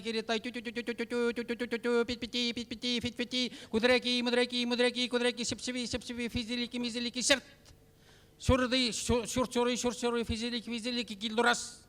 Шикасиру, тирриур, физилики, театр. Бу борынгы татар теле булды бу. Әфәрин, алкышлар. Менә сезнең якта Тургай ничек сайрыйдыр, безнең якта шулай сайрый. Күп кенә сүзләрне мин аңламадым. Син Тургай телен белмисеңме әллә? Тургай телен белмим. Әйдәгез әле без баштан тыңлап алыйк, ничек яздырылганын. Баштан алып.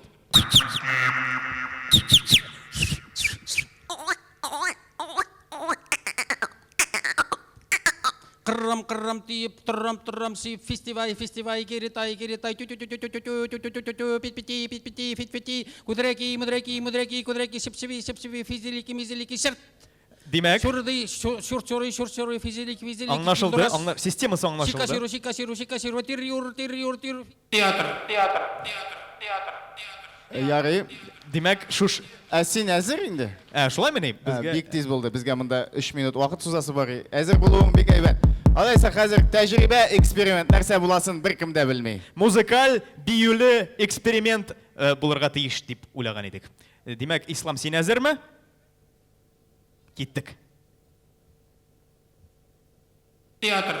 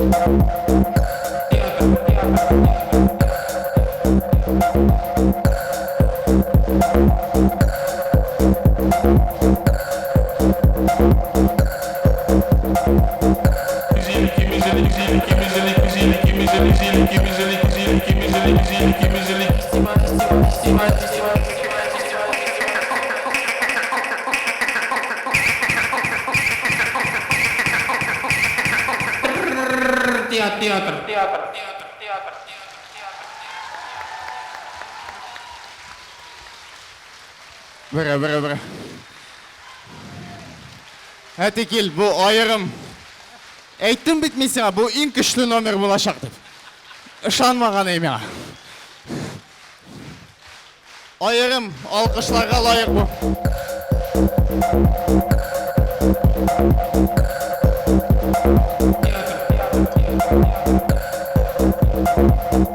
Афарин. Набис. Hey, яш шақлар деген енді. Бізді биюші едік заманында Наил Дунаев білән бір Нәжибә Ихсановы біз профессионал сахнада биюп жүрген кіші Усман Әлмеев группасында. Ақша шіләп. Міне, іске түшіп күйтті, шынап та біз бейдік. Біздің диплом спектаклі біз. Неглинный улицы урамында біздің училище, Малый театр, онасын Кремль, бик яқынына икісі де. Біз 61-ші жылны диплом спектаклі қойдық.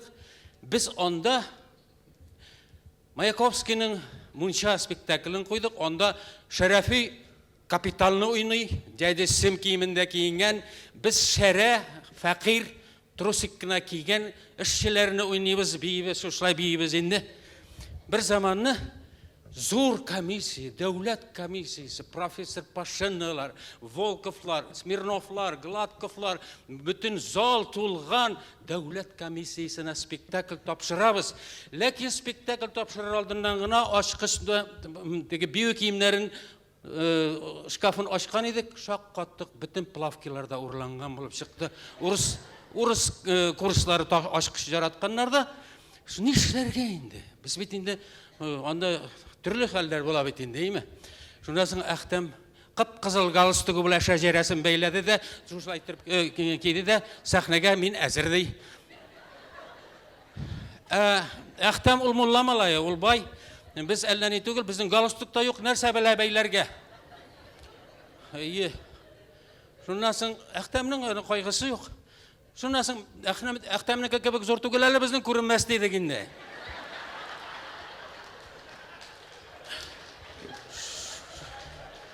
Шоннан сахнеге шықтық, Шәрәфи бізні изәйінді, жүрітіге сем ағай, біз бір заманны ол бізні изәді иденге отырта. Иденге отырған комиссия шул қадарны күлі башлады, ақыра күлелер, шәуінебіз екен енді дейбіз біз. Шоннан соң бір заманны қарасам, Хамзаның шәжересі шыққанда иденде тәгәрәп жүрей. Мирғалимның китайский бильярды тоже тәгәрәп жүрей. Менеке көрінмейінді. Қазір, шыннан қазір жетмесе әлі Ақтамның тігі бейгенде, қызыл галстуғы шешілгенде сузылып ятқан бұлай. Шыннан шарқылдап күлелер. Бір заманны қазір енді фикір алышу бара, бейшілі қойдылар бізге әлбәтті.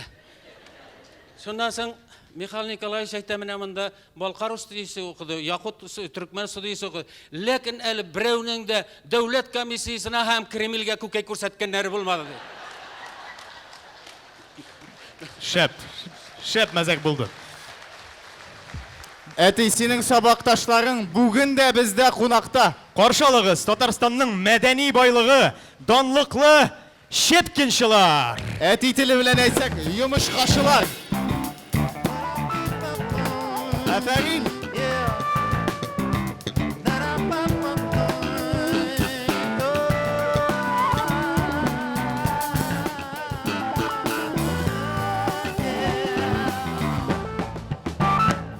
Вақытны сузмашын башлай тұрам. Біз мына Роберт Индол сонлар білән сөйләшергә яратты екенін күрсәтте. Мен аның білән, яғни біз аның білән 66 ел танышлар. Шуңа күрә мен үз сүземне ул шәхес турында әйтергә имею права. Ул біз аның білән янәшә күрше авылдан 10 еллыкны аның белән бергә бетердек. Мәскәүдә Малай театр каршысындагы Шепкин уку йортында бергә укыдык. Менә хәзер бүгенге көнгә кадәр біз бергә сәнгатькәр булып эшлибез. Шуңа күрә имею права. Роберт ул бер вакытта да ялган сөйләмәде. Аның сөйләве ялган булса да чын кебек тоела булды.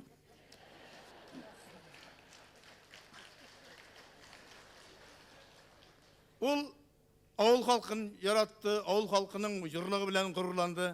Ул Зәй районы кешеләре белән кем андан инде академия чыккан, башкаларда булган бөтенесе белән горурланды һәм аларны яратты. Чын мәртәбә горурланды. Ул мәктәпне яратты. Ул укытучыларга биниһая зур мәдхия язды, җырлады, аларны яратты. Алар бөтенесе дөрес. Ул үзенең Зәй районына түгел, ул Татарстан, татар илен яратты. Шуңа күрә мин аны бер сүз белән әйтәм, бу киң кырлы шәхесне чын мәгънәсендә татар иленең патриоты дип атыйм. Һәм мин аңа, аның әтисе Мөхлисулла Роберт Хакыранда җыррак, шуның ише шустрый сүзләрне бик сөйләшә, бөтен авыл халкының тирәсендә янәшә җыелышып утыралар. Әнисе, Мөхлисә ханым, ул авыл Мәкәрәмә ханым, дөрес, рәхмәт.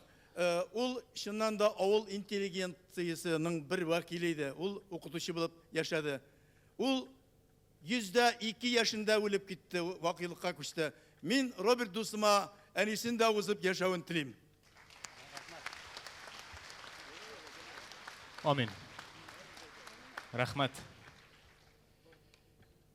Роберт ул укыган вакытта да шушындай иде, кайткач та. Менә беренче елларда ук безнең әле торырга урыныбыз да юк иде, киенергә киемнәребез дә юк. Ул дом актеры да, актерлар йортында кичәләр уздыра иде.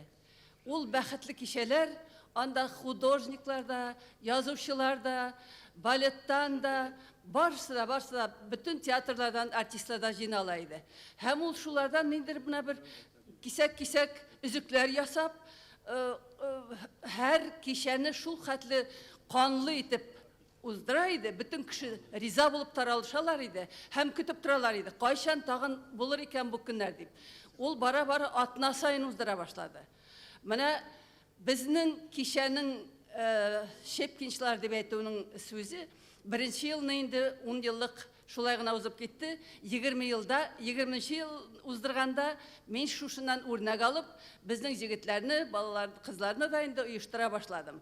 Һәм 30, 40, 50 еллыгында уздырдык. Җегетләр гел мактаналар. Менә без дус булдык, фәлән булдык дип, көтүче турында бер вакытта да бер сүз әйткәннәре юк.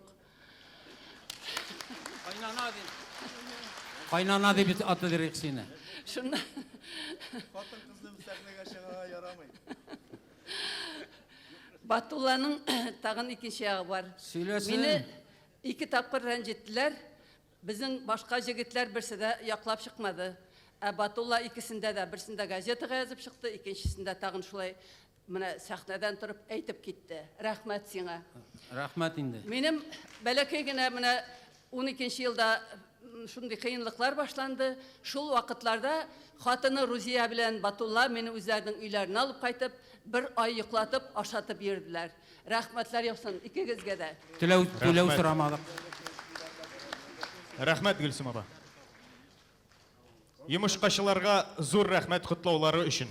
Әйдәгез әле алкышлап алыйк. Шепкинчылар.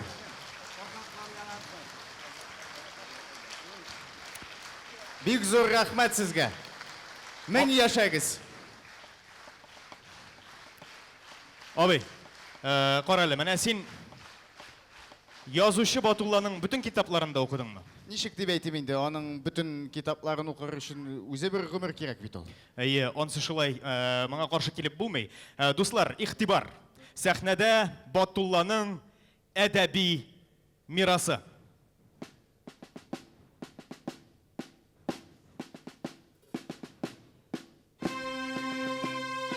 Исемем минем Дүрткүз. Каникуллар дәвам итә. Мөгъҗизалы тамаша. Волшебник Әбүгалисина. Уйларымны кеше белсен. Куян баласы Нуяк. Алтын куллы Гөлшәһрә, пәһлеваннар иле. Әкият сөйлим сезгә. Волшебство в полдень. Малыш играет на курае. Ташламам жан кисәгем. Прости меня, мама. Сырлы сандык. Сын журавль. Шибен гөмбәсе. Алып батыр мажаралары. Кишер мине әнкәй һәм башка пьесалар. Бишек хикәятләре. Юл буенда зәңгәр шәшәк. Сөембикә. Кылдан нишкә кылыштан үткен. Тузга язмаган хәлләр. Бармак баш хикәятләр. Янсам яндым, пысқымадым. Не пророчество, а явь. Сөембикә царица Казанская. Про белого бычка. Сөйекле пигамбәребез. Жылантау. Урыннары жәннәттә булсын. Әсәрләр. Беренче том, икенче том, өченче том. Священный демон. Тузга язган хәлләр беренче том һәм икенче том. Кәмитләр өченче том. Иреккә чыгасы уйлар 4нче том. Ике кыйса 4нче том. Пища мусульманина. Әстәгъфирулла. Шайтан таягы. Яралы бүреләр. Шаян бака. Мираж. Бию җене кагылган җигет. Одержимый танцами. Бию җене кагылган җигет инглизчә. Сөембикә. Эзалар. Алып батыр мажаралары төрекчә. Нардуган. Батулла тормыш юлы һәм иҗаты. Сын журавль. Аю Әббәс. Илбашы. Великий мор. Түзүчү буларак чыгарган китаплар. Туфан истәлекләр шигырьләр, Сибгат Хаким истәлекләр шигырьләр, Такташ, Кәрим Тинчурин, Сәхнә ул мөгъҗиза, Әлфия Авзалова. Һәм әлбәттә, Коръән аятларының татарча мәгънәләре һәм аңлатмалары 10 издания, 10 басма.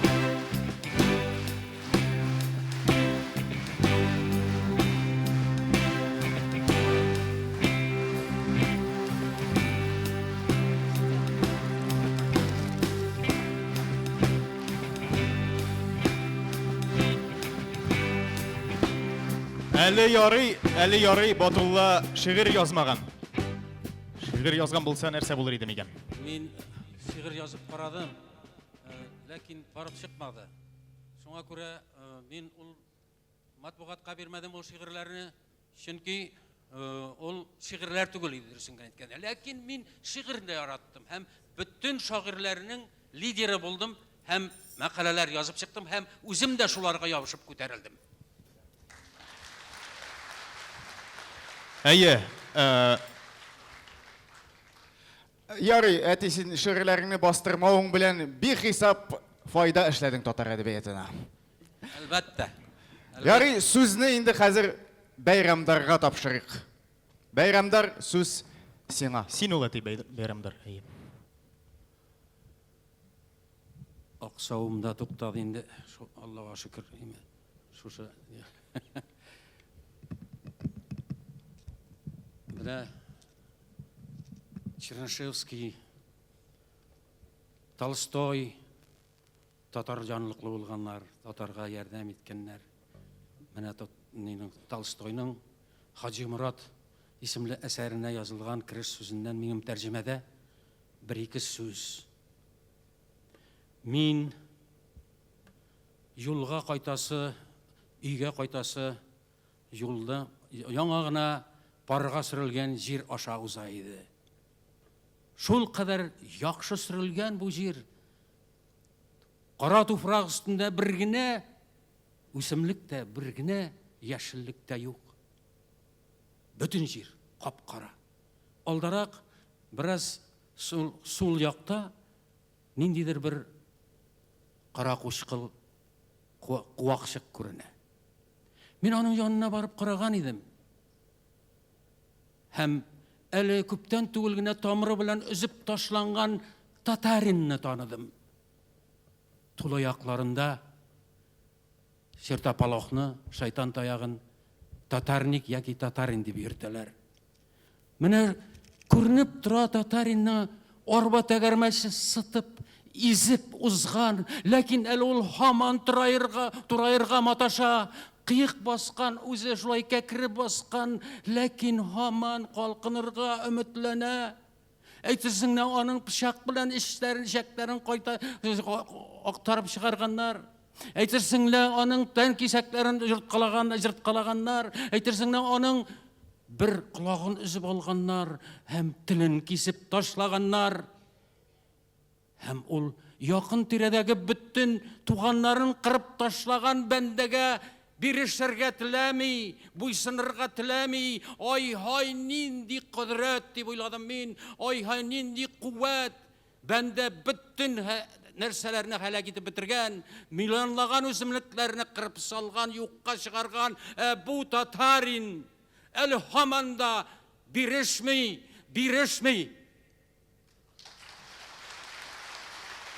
Рәхмәт.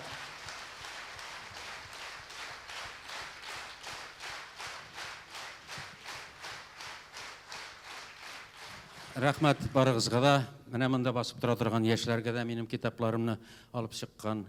Рәхмәт театрга, рәхмәт хөкүмәт җитәкчеләренә.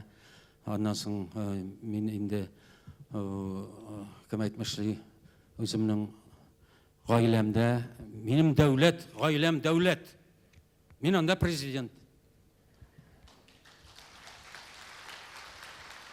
Һәм анда татар теле, дәүләт теле.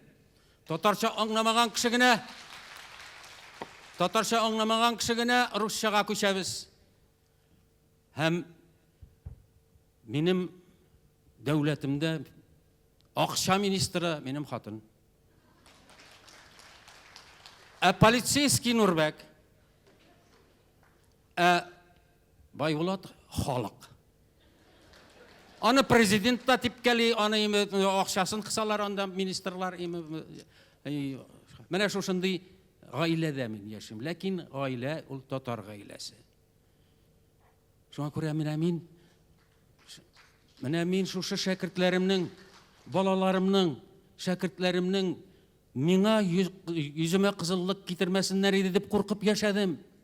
Һәм менә килде вакыт, мин хәзер аларның, балаларымның һәм шәкертләремнең йөзенә кызыллык китермәсәм ярар иде дип яшим. Моннан да зур бәхетнең булуы мөмкин түгел.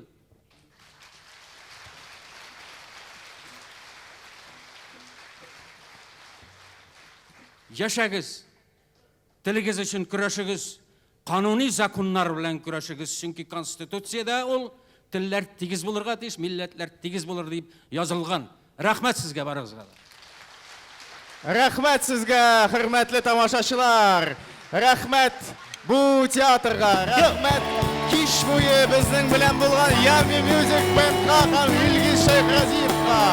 Рәхмәт безнең сценаристыбыз һәм режиссерыбыз Илгиз Зәйевка.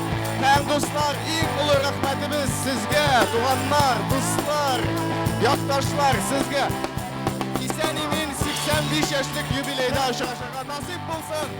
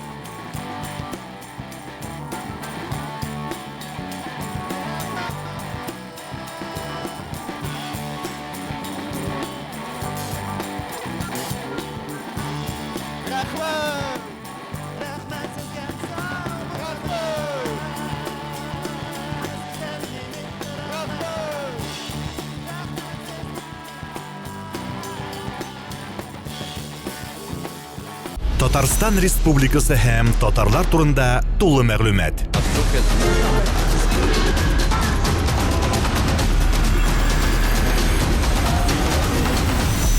Татар информ мәгълүмат агентлыгы.